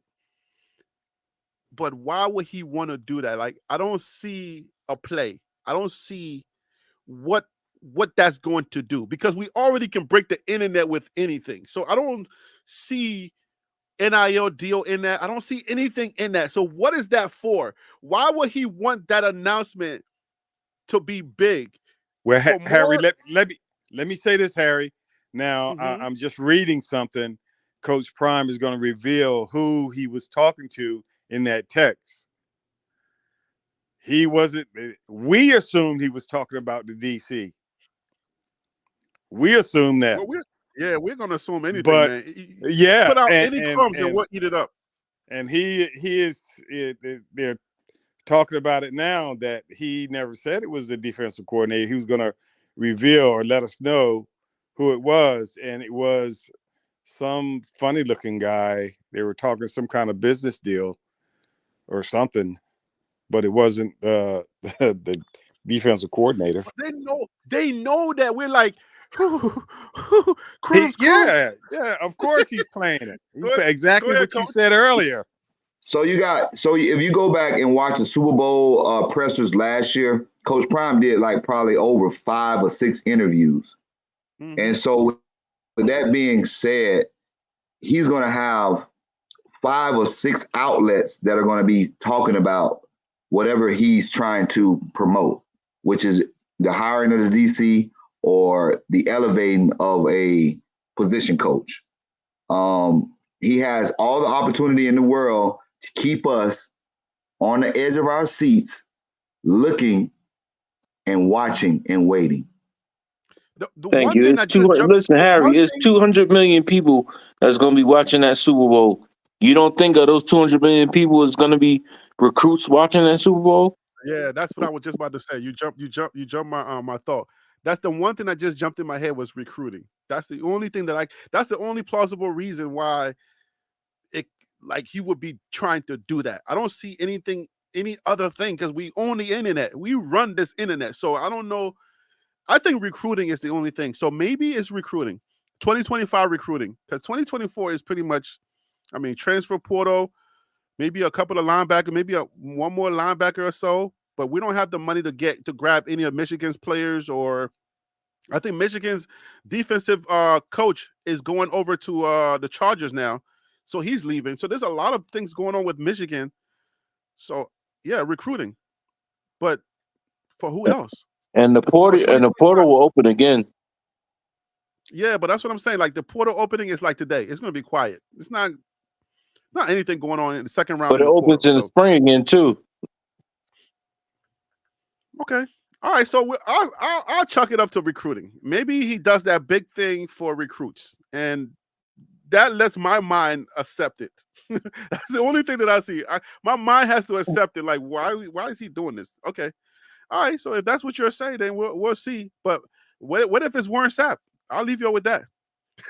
What if Nah, it's not Warren as a Sapp? DC. Not as a DC. You know, he may get Hey, hired, hey, but not as a we defensive speculating, coordinator. right? What if it's Not Warren as Sapp? no, not as a defensive coordinator. I mean, he doesn't have the Okay, experience of doing that okay. to be able to do that. I'm just saying. All right, guys. Let me leave it here. We went way too far over, but it's a good show. It's a good show. You gotta let it flow, like you're saying. So we'll let it. I'll see you on Friday. All right, guys. Salute to everyone. Peace out. Thank you so much, guys. Take care. Well, there you have it, guys. No news. No news. East Coast Cap is saying we're gonna get it in a big commercial. Are we gonna get it in a big commercial? Is Coach Prime gonna come on our screen doing the Super Bowl and be sitting next to his DC? Why does that sound so juicy to me? I don't want to go live during the Super Bowl. I want to just watch the Super Bowl. My family has a Super Bowl party every year. I'm not messing that up. Trying to chill with y'all, okay? I'm chilling with my family. But if Coach Prime introduces his DC during the Super Bowl halftime show or anytime during the Super Bowl, dang, got it. I might have to go live on my phone. All right, man. Let me get out of here. I'll see y'all. I will see y'all the next one, guys. You know who I am. I'm Harry B. And that right there, what you just witnessed, what you just watched, that is the Liberian Perspective. That's TLP Sports Club, guys. Let's run up the subscribers. Come on, guys. This is a good show. Run up the subscribers list. Let's go. I'm out. Peace.